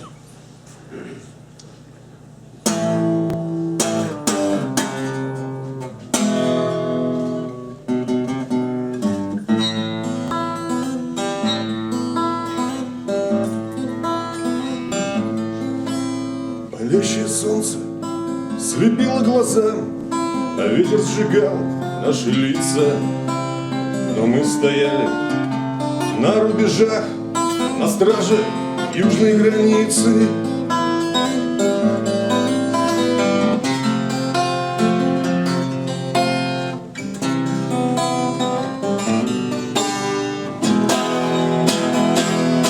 Снег тает ручьями, здесь другая зима, а летом здесь солнце сжигает глаза, и серым шатром над горами туман. Здесь море Каспийское, здесь Дагестан, а ночью нам снятся лица друзей, и нежность подруг, и тепло матерей. Сжимая в руках холодный приклад, мы будем служить и их охранять, а на границе все спокойно, пока мы топчем сапоги, сбивая в кровь свои мозоли в защитной форме. Пацаны на лицах смелые улыбки, хоть спины вымыли боль виска, мы не забудем никогда. Служили мы в погранвойсках, и нам наплевать на дождь и грязь. По барабану солнце и зной, Каспий, Дербент, Махачкала, да нам там служить, охраняя покой. Так пусть струны гитары звенят про зелень беретов и АКС, и пусть спокойно спит Родина мать, пока на границе есть ФПС. А на границе все спокойно, пока мы топчем сапоги, сбивая в кровь свои мозоли в защитной форме. Пацаны на лицах смелые улыбки, хоть спины умели боль виска, мы не забудем никогда. Служили мы в погранвойсках, но мы вернемся с Дагестана и обнимем матерей, и поднимем мы бокалы за армейских, за друзей. И мы вспомним эти горы, палящее солнце, этот край. Я скажу тебе, братишка, ты Кавказ не забывай, и нам наплевать на дождь и грязь. По барабану солнце и зной, Каспий, Дербент, Махачкала, нам там служить, охраняя покой. Так пусть же струны гитары звенят про зелень беретов и АКС, И пусть спокойно спит Родина мать, пока на границе Федеральная пограничная служба.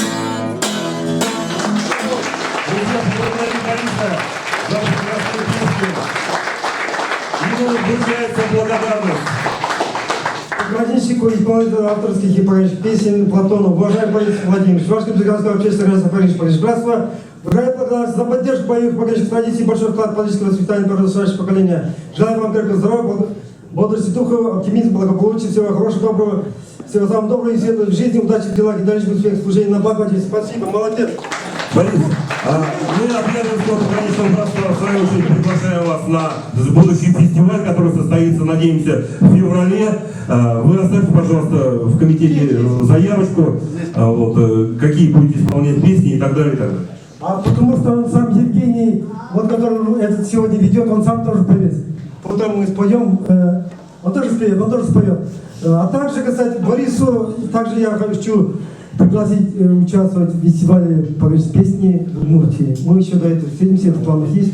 А также хочу вручить ему знак «Долг и честь» и благодарность. Служу России, боевому пограничному братству. Очень приятно, очень классно играет. Пограничный знает, на третьем турнире он классно играл. Единально. Спасибо. Награждается памятным знаком «Долг и честь». Поздравляю, вы настоящий офицер. С людьми работаете. Спасибо, можно, да? Заслуженный учитель Чувашской республики. Понятно, поздравляю. Очень приятно, что в наших городах представитель Канашского района пограничного комитета. Матвей, Саша, я много человек. Служу Российской Федерации пограничного братства. Будет с обычной печатью, с обычной подписью просто-напросто. Благодарность. Люди будут благодарны этой благодарности, что увиден их труд и их вклад в пограничное братство. Правильно? Я думаю, что выражу общее мнение по этому собранию. Вот, так что давайте тогда сейчас и перейдем к этим наградам. Думаю, что сейчас самое время приступить к награждениям. Как говорят, что формальности, а вот на самом деле попробуйте-ка, сделайте такую медаль. Придите, где их сейчас делают, штампуют, там с вас просят столько денег, что скажут, давайте меньше 2000 медалей мы делать не будем, а у нас всего там 10-20 медалей. Это практически ювелирное изделие и образца определенного. И стоит больших денег. Ну давайте, здесь желающие будет еще есть? Давайте. А Геннадий, брат Смирнова, выступит. Всем здравствуйте, добрый день. С огромным всем уважением. Я просто хочу выступить от лица матери, и как бы от лица себя и родственников. И вы будете благодарность как бы ни чему. Я вот знаю, что за их тяжелый труд, за реальный труд, вот, что вот, за поддержку матери, моральную, семьи, как бы, вот. И за то, что подвиг не забывайте, благодаря вот деятельности. И вам тоже, пограничникам, что о нем, как говорится, эта память есть. Не забывается, хотя и прошло 20 с лишним лет.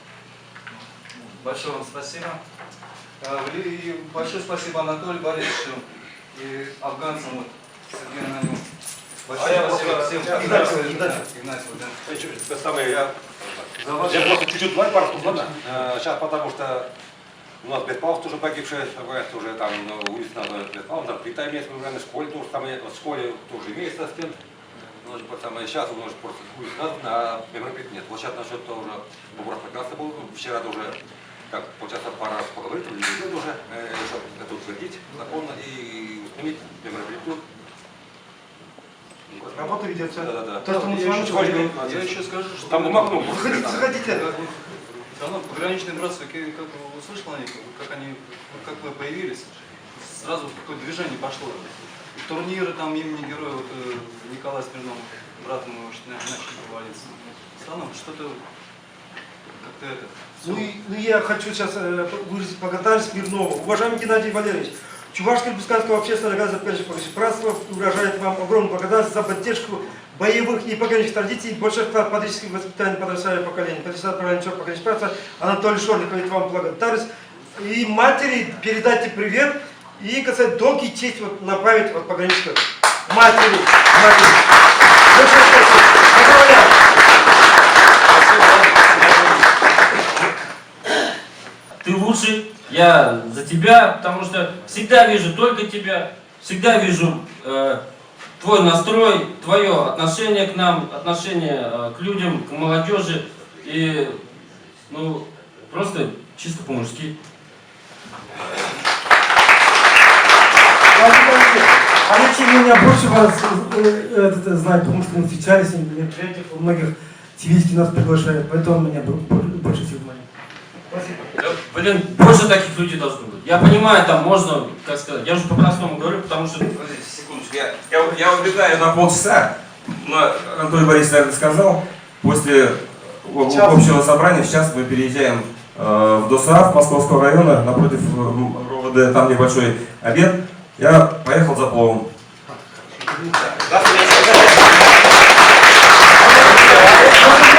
Ну, наконец-то добрые слова прозвучали. Сейчас, до встречи. Добрый день еще раз. Хочу поздравить всех с наступающим праздником. Конечно, может быть, отношение имеет немножко к другим людям, если брать историю. Но существует такая притча, анекдот, еще что-то. Значит, когда два пограничника между собой в беседе в течение 5 минут не могут найти общего знакомого, значит, один из них шпион. Значит, соответственно, пограничникам тоже сказать, тем более сейчас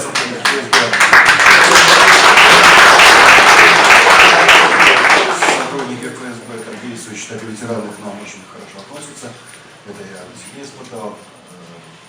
Жалко, кстати, что здесь не было представителей нашей территориальной организации. Вот. Но тем не менее, значит, касаясь вот этого вопроса, который затронут был, и, значит, имеет продолжение. Не хочется, конечно, говорить за спинами товарищей, которые покинули наше собрание. Ну, все мы люди взрослые, я думаю, можно сказать это без обидников и без каких-то закулисных историй. То есть я присоединяюсь к выступлению предыдущих товарищей наших. Вот. Анатолия знаю не так давно, как хотелось, ну, частично по переписке в интернете и тому подобное, но целиком и полностью поддерживаю его действия. Есть такой момент, есть такая закорючка, значит, да, вот, запятую где поставить, а есть душа. Вот и мне кажется, что Анатолий, он более душевно подходит. Может быть, не там запятую поставить, ну да, это дело поправимое, это надо на это указывать.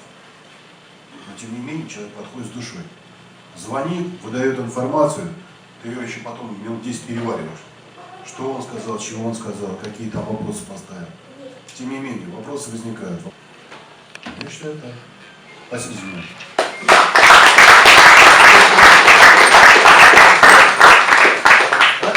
Уважаемые коллеги, есть еще желающие выступить? Пожалуйста. Юрий Осокин, твой коллега морской пограничник. Познакомимся сейчас. Я родился в Лузнарском районе, проживал долгое время в Новочебоксарске, в Чебоксарах, Казань, Москва. Муниципальный юрист, специалист. В Новочебоксарске вот сейчас передо мной, вот, например, да, стоят большие задачи и большие проблемы. Там, значит, вот был депутат от Новочебоксарска, жаль, что я не успел раньше выйти, да, к микрофону, пока он здесь сидел. То есть там нужно много чего сделать, причем глава администрации, скажем, прямо не настроен поддерживать такие вот организации, как мы, которые как бы, мы же пограничники, военизированная организация, хотя и там некоммерческое объединение, да, у нас, но мы все равно военизируем, мы не забываем, кто мы, откуда мы вышли, наши цели, там, защита Родины для нас всегда была главной и будет главной. Вот. Политика – это удел политиков, пусть они занимаются политикой. Борьба за власть, здесь у нас нет никакой власти. Я услышал, вот, бюджет там 40 тысяч рублей, да, вот из-за 40 тысяч рублей тут какой-то дележ начинать, по-моему, вообще это некорректно, глупо как-то выходить, что-то тут заявлять. Поэтому давайте все будем спокойны, у нас есть цели, есть следующее поколение, которому нужно сейчас уделять очень много внимания, потому что вот проходил марш тут разных несогласных, каких-то там националистов туда-сюда. Вот никто не вышел, чтобы их, скажем, остановить просто, да? Вот не было такого. И сейчас вот как раз над этим нам нужно работать. Не над тем, чтобы бороться за власть какую-то, да, а просто бороться за наше молодое поколение, за подрастающее, за тех, кто идет за нами, кто идет рядом с нами. Вот, я думаю, что чисто воспитательные функции должны быть на первом месте именно у пограничников, потому что пограничникам изначально закладывают во время службы именно вот честь, достоинство, защита Родины. Вот эти те непоколебимые вот основы, на которых вот погранвойска стоят. Никогда не отступать. Вот сдает человек удостоверение, да, допустим, ну как можно сдать удостоверение, если есть проблемы, есть люди. Это все равно, что, я не знаю, можно ли сказать про это, как предать всех, да, просто взять и уйти, ничего не сказав при этом, не назвав проблемы, там, не попытавшись побороть эти проблемы. Пограничники никогда не сдаются. Уважаемые товарищи пограничники, гости.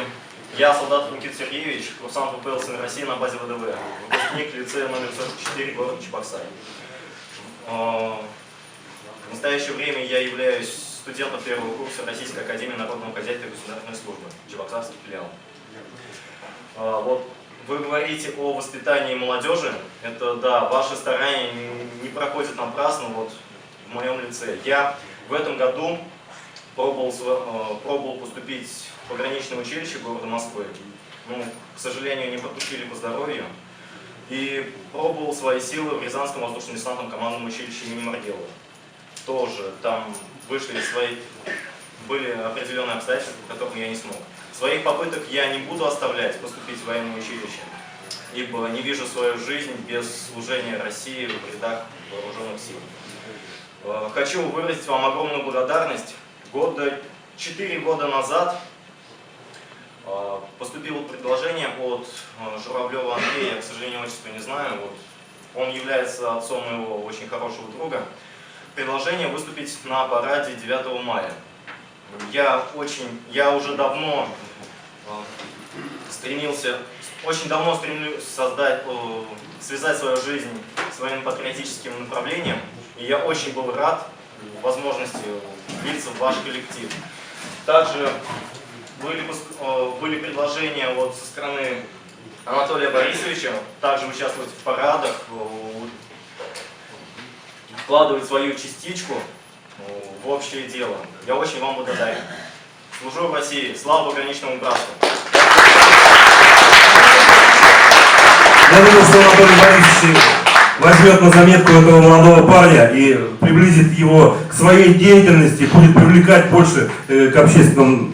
Все правильно, у него дядя тоже, кстати, военнослужащий, он состоит в общественной организации «Сыны Отечества», выходцев из вашего офицера.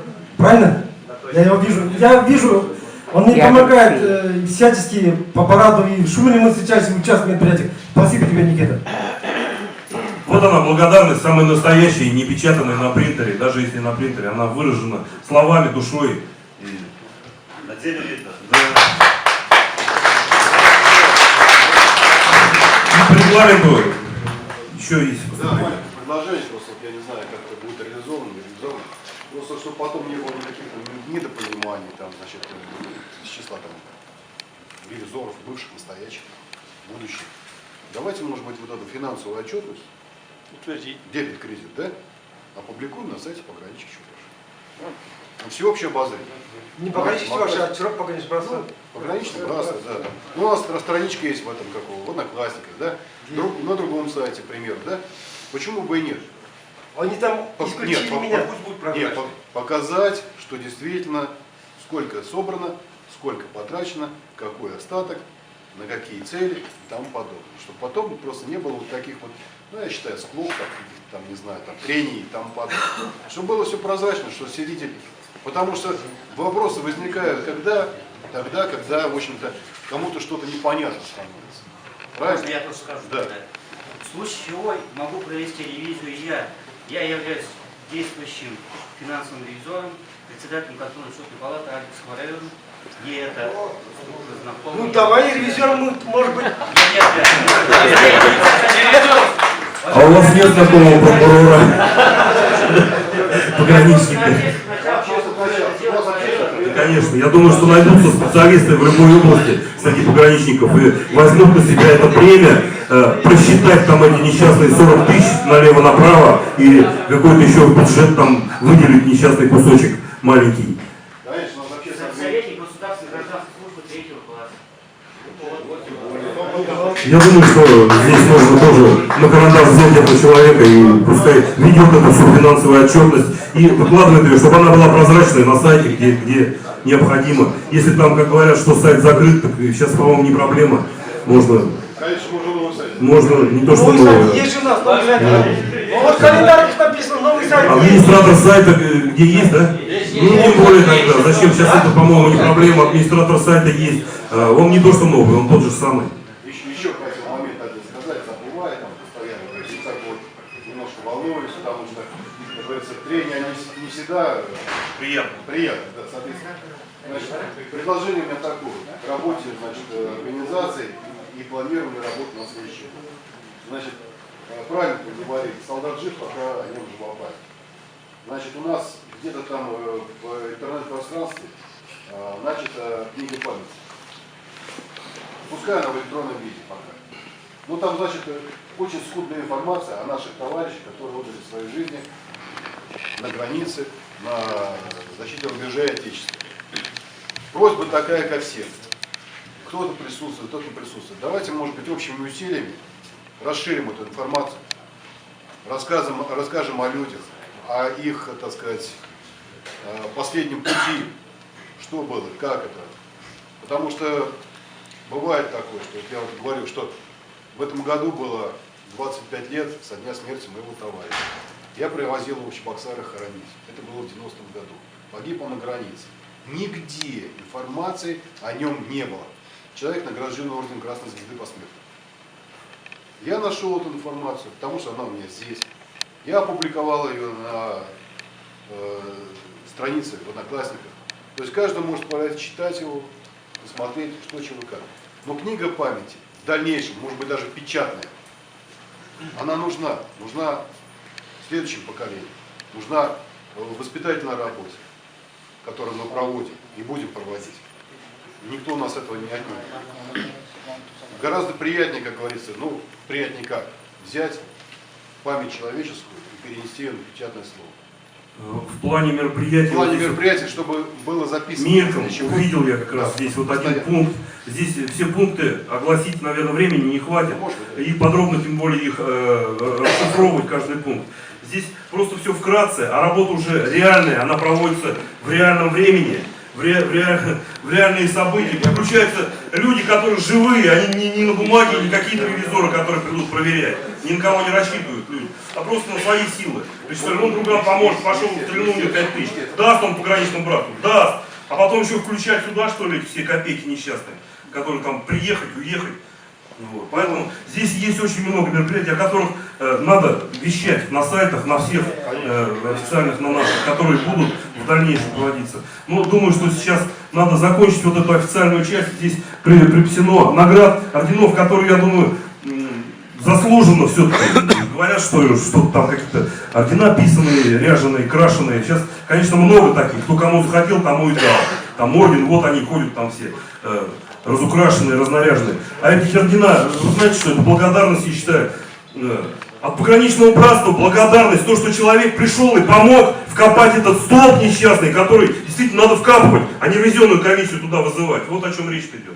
Вот поэтому все вот эти награды, благодарность, воспитание молодого поколения, организовать какие-то фестивали молодежные, там, соревнования. Вот, я не знаю, опять слово представляется, для награждения слово представляется председателю, или как правильно сказать, правления пограничного братства Чувашской Республики Шорникову Анатолию. Давайте, уважаемые, конечно, начнем с вручения удостоверений. У нас 11 человек вступает в Красноярского района. Председателем является удостоверение 001, вручается Яковлеву Александру Петровичу.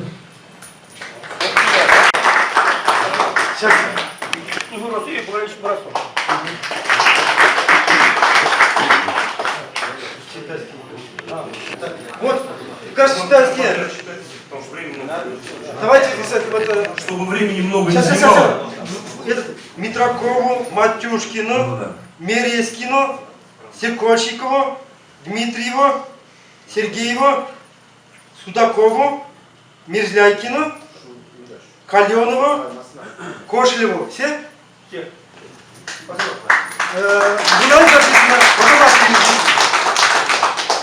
Желаю удачи, успехов. Так.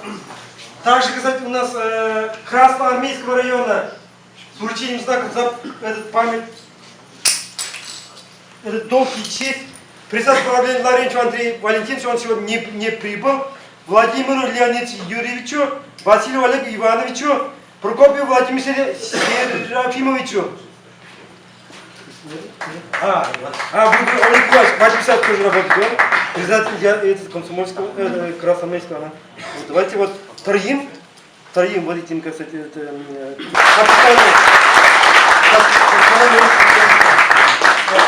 Еще этот был, как сказать, так, сейчас.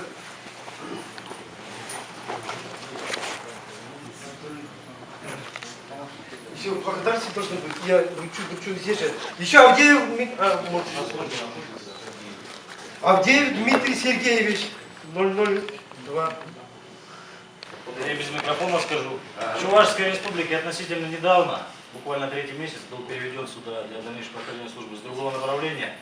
Служил на границе с Казахстаном, служил в контрольно-пропускном пункте в Казани, в аэропорту обеспечивал проведение универсиады, чемпионата мира по водным видам спорта. В преддверии того, что здесь планировалось проведение чемпионата мира по чемпионата Европы командного по спортивной ходьбе в мае, был назначен на это направление начальником поста пограничного контроля. Пост пограничного контроля у нас относится территориально орган вышестоящего управления, отряд пограничного контроля Поволжья, расположенный в Самаре, и подчиняемся пограничному управлению по Саратовской и Самарской области. Очень рад, что вы нас сюда пригласили. Очень приятно видеть всех вас, побывать в этой атмосфере, в этой обстановке.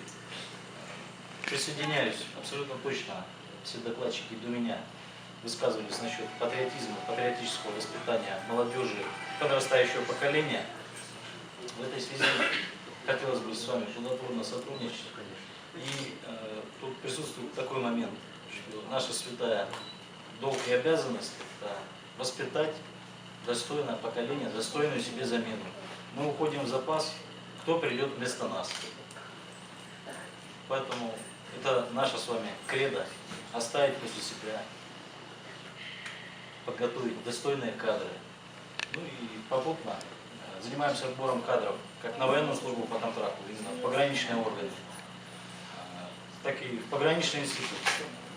Поэтому тут как раз присутствует с районных отделов, отдельные активные очень члены этого пограничного братства. В рамках проводимой работы, если попадаются достойные люди, мы можем скоординировать нашу совместную деятельность и призвать таких людей как на службу, так и в институт. Спасибо большое. Как-то ко мне обратились с новой ситуации кадетской насчет экскурсии. Дети, можно будет свозить? Да, насчет экскурсии, там вопрос какой. Никто не планировал, что экскурсия случится. Что случится теракт на борту российского самолета в Египте. Сейчас настолько ужесточены террористические мероприятия именно в пунктах пропуска через государственную границу. Я думаю, мы эти мероприятия обязательно проведем, но будем планировать их на январь. Хорошо. Ну, как раз вот в плане того, что вот по дальнейшему профориентации молодежи, вот они как раз еще посмотрели воочию. Я организовывал поездку в Ишкарало, на авиабазу ФСБ. Вот там на слайдах показано, там дети как мне в глаза горели, там сидели за штурвалами боевых машин. Вот посмотрели, как эти летают вертолетами, отрабатывают упражнения, все вот эти летчики пообедали в столовой, там в плане где-то 70 рублей, по-моему, стоило. Вы видели, как у них глаза горят, когда они паспорт на приорите изучают? Ну вот, да, вот это нужно показывать детям все вот это вот. Ну, я думаю, эти вопросы будут решаться в рабочем порядке. И, да. То есть, я еще раз, друзья, поблагодарю. Действующий офицер вступил в ряды общественной организации. Вы представляете, это какая честь для нашей организации, согласитесь? То есть, давайте еще раз его поприветствуем. Спасибо.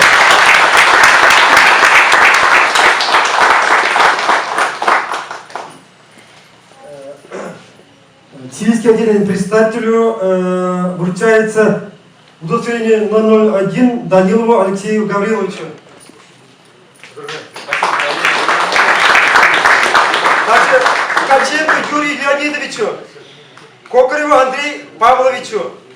Также, кстати, Данилов Алексей Гаврилович, я его знаю давно уже, это, кстати, я уже говорил, вручается знак ему ветеран пограничных войск. Мы сибирские планируем мероприятие провести там тоже, кстати, в планах.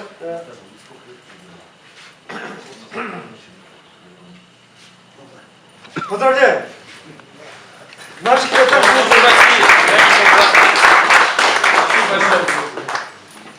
В нашем паровозе очень грамотный машинист. Я думаю, мы все равно доедем до светлого будущего. Он машинист в прямом и переносном смысле, он прям поезд толкает сам. Театрское отделение Культяков Алексей Витальевич, Григорьев Евгений Витальевич, Ксенофонтов Сергей Валерьевич. Григорьев? Я, да. Молодцы. Даже хорошо. Всем троим передаю. Передам, конечно. Сергей Иванович, всем троим передаю. Ну, вступая в ряды, я обещаю дальше служить, как служил до этого, всю жизнь считал пограничником. А теперь еще уже с удостоверением.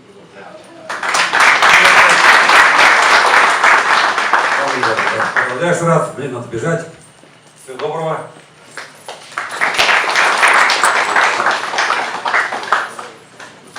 Комсомольское отделение Гаврилов Василий Васильевич, Краснов Геннадий Лаврентьевич. Комсомольское отделение. За них тоже служу. Пограничный брат. И уважаемый ветеран пограничнику, заместитель председателя Комсомольского отделения Чужого пограничного братства Филиппов, уважаемый Геннадий Николаевич, Чувашский Республиканского общественного пограничного братства, выражает вам благодарность за поддержку моих пограничных традиций и большой вклад в политическое воспитание подрастающего поколения. Желаю вам крепкого здоровья, получить оптимизм, благополучия, всего самого доброго и светлого в жизни, удачи в делах и дальнейших успехов служения на благо Отечества. Председатель поколения Анатолий Школьников.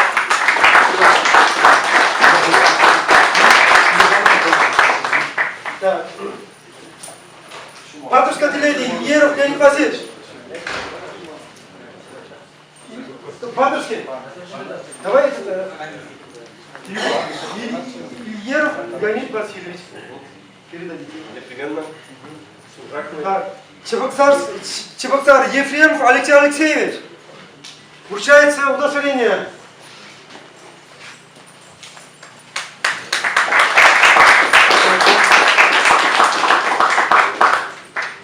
Так. Также ему вручается медаль за службу на границе от Чувашского республиканского общественного организации пограничного братства. Поздравляю. России, пришлю вас. Так. Шемуршинский район Трофимов Владимир Васильевич. Шемуршинский не приехал кто? Ну, передадим. Так, Чебоксар Берендеев Игорь не подошел тоже. Так, медалью за службу награждается Орлов Александр Михайлович.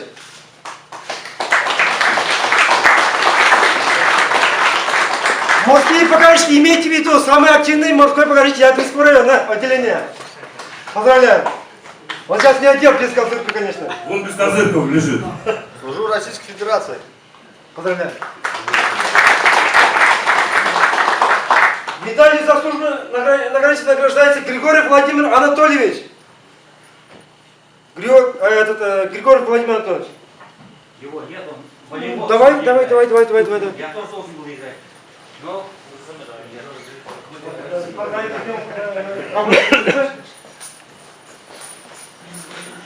Награждается медалью за службу на границе Степанов Петр Васильевич. Комсомольское отделение. Поздравляем. Поздравляем за активное участие на наших мероприятиях. Комсомольские, активные тоже пограничники. Во главе представителя Терентьяна Руси Семеновича. Медаль Аконишкова. Хорошо. Так, служу России боевым братством. Пограничным братством. Медалью 95 лет пограничных войск награждается морской пограничник Жирнов Евгений Геннадьевич, который живет Нижний Новгород, он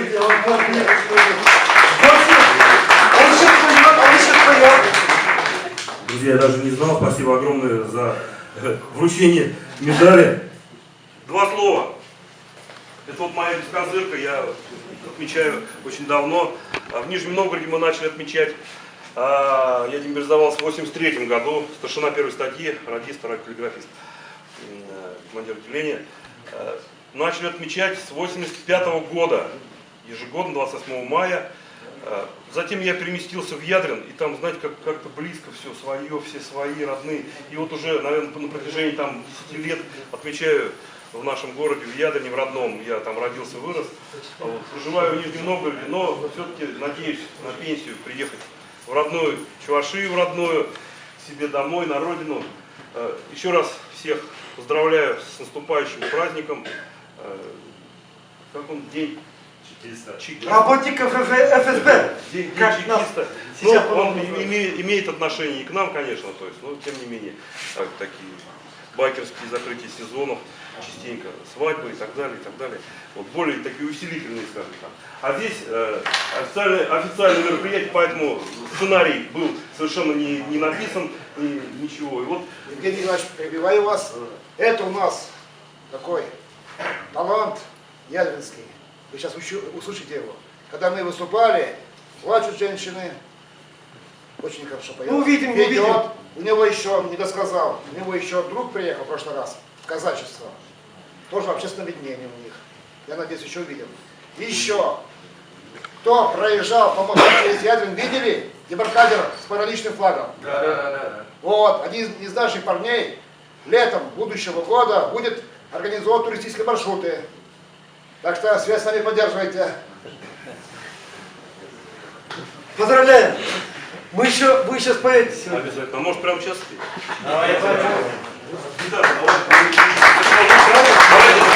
Проведем вручение и в завершении вручения я спою. Паяндаев Анатолий Никонович награждается медалью 95 лет пограничным войскам.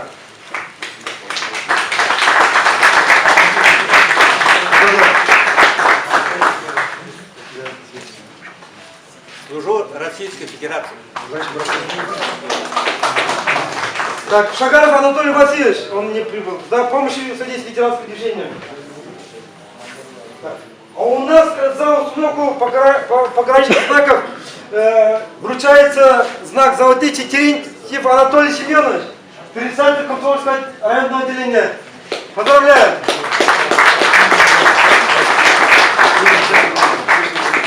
Служу России и пограничному борцу. Пучков Владимир Анатольевич, заместитель председателя Ячикского отделения. Ячикские, по-моему, не прибыли.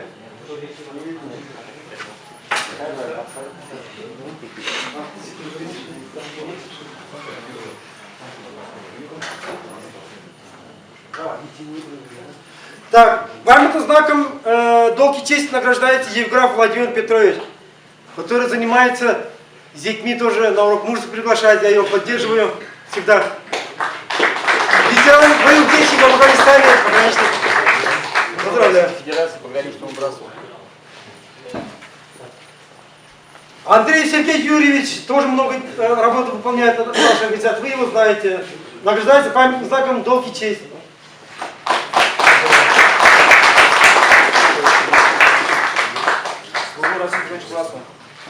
Николаев Олег Петрович тоже награждается, этот пограничник. Бурнарь сегодня, конечно, не приехал. Это Олег Леонидович, передадите. Геннадий. Он помогает в проведению турнира нашего третьего. Так, благодарность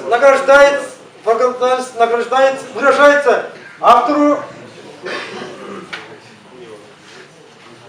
Благодарность выражается автору, исполнителю песен, члену Ассоциации композиторов Чувашской Республики, ветерану боевых действий на Северском Кавказе, Мингалеву Александру Егоровичу за поддержку боевых пограничных традиций и большой вклад в патриотическое воспитание подрастающее поколение. Председатель пограничного пограничного Анатолий Николаевич.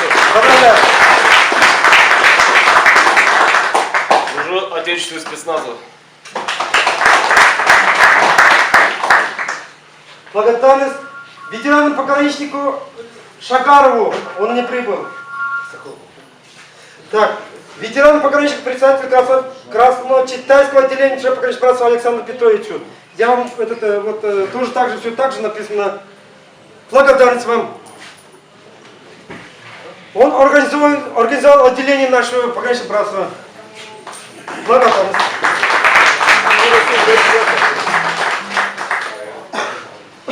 Благодарность ветерану пограничнику, председателю Красноармейского отделения Лаврентьеву. Он не прибыл с Красноармейского района. Поздравляем. Так, уважаемые пограничники, Федотов Алексей Григорьевич, занявший первое место в соревновании по волейболу, проведенном Дню памяти пограничников, погибших при защите государственной границы боевых действий в Афганистане, Таджикистане, на Северном Кавказе и других локальных конфликтах. Команда из команды города Чебоксар за первое место. Это 22 августа мы проводили турнир.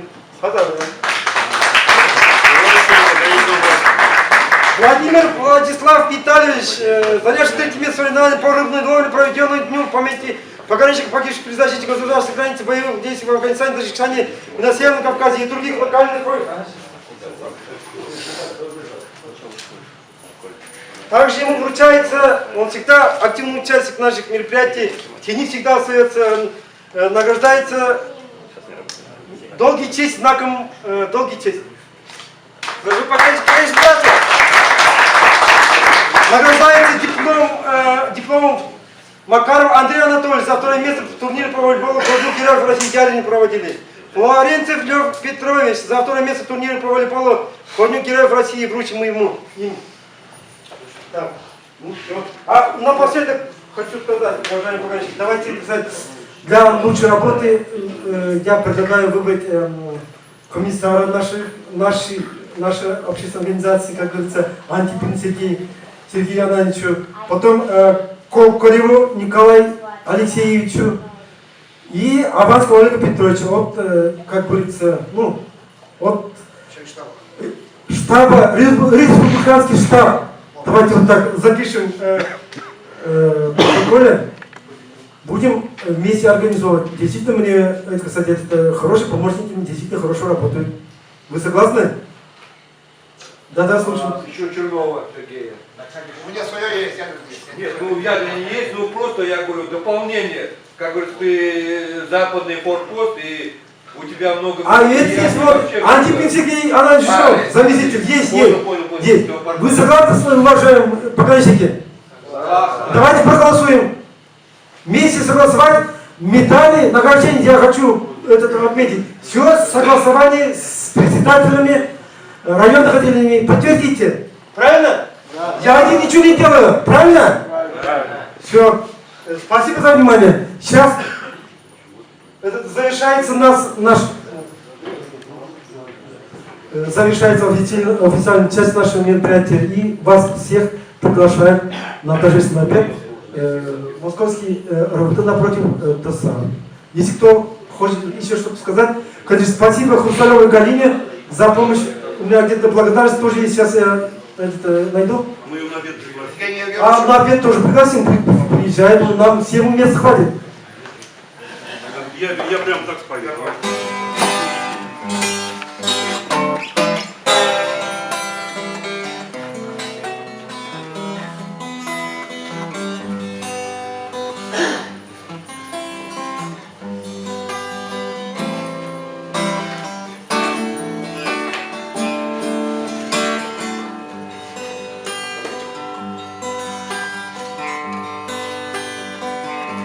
Вновь солнце взошло над грешною землей, и вновь берега обласканы приливом. Пахнет сосновою смолой и скошенной травой, клин журавлей над головой, и значит мы живы. Пахнет сосновою смолой и скошенной травой, и журавлей над головой, и значит мы живы. Мужское плечо женская рука. Ого, друг друга в ночи коснуться боязливо. Есть океан у моряка, у пирамид века, и у поэта есть строка, и значит мы живы. Есть океан у моряка, у пирамид века, и у поэта есть строка, и значит мы живы. Старина, я скажу одно, спи всегда с открытым окном, чтоб чувствовать мир, его благодарно прими. Все то, что в нем есть, ты прими, прими. Кувшин молока и кружка на столе, тебя к лошадям лохматит ветер кривый. Над миром властвуют балет, улыбки королев и Гарри Поттер на метле, и значит мы живы. Над миром властвуют балет, улыбки королев и Гарри Поттер на метле, и значит мы живы. И значит мы живы. И значит мы живы.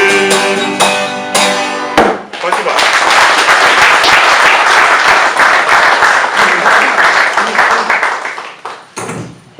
Внимание! Прошу всех встать! На знамя пограничного братства смирно!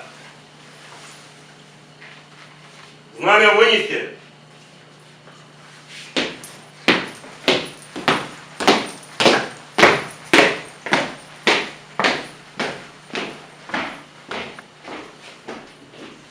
Вольно! И теперь можно будет сфотографироваться на память со знаменем друг с другом, и в дальнейшем будет большой фуршет. Все равно застава не смыкает глаз, любой момент ракета в небо может сбиться, и каждый миг приказ ружьем поднимет нас, а на плечах у нас зеленые погоны, и мы с тобой, дружок, опять идем на ряд у пограничников, суровые законы. Нельзя назвать, когда другие люди спят. У пограничников суровые законы. Нельзя назвать, когда другие люди спят. Над батареей стоит у самого залива грохочет громко и негромко дизеля. И за глазами каждой ветки торопливо прожекторов лучи тревожные скользят. А на плечах у нас зеленые погоны. И мы с тобой, дружок, опять идем на ряд у пограничников, суровые законы. Нельзя нам спать, когда другие люди спят. У пограничников суровые законы. Нельзя нам спать, когда другие люди спят. Давно привыкли наши руки к автоматам, давно умеем мы без промаха стрелять.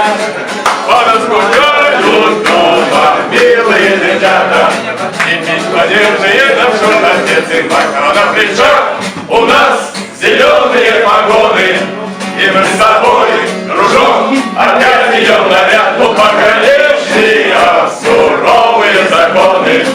Нельзя нам спать, когда другие люди спят. У пограничников суровые законы. Нельзя нам спать, когда другие люди спят.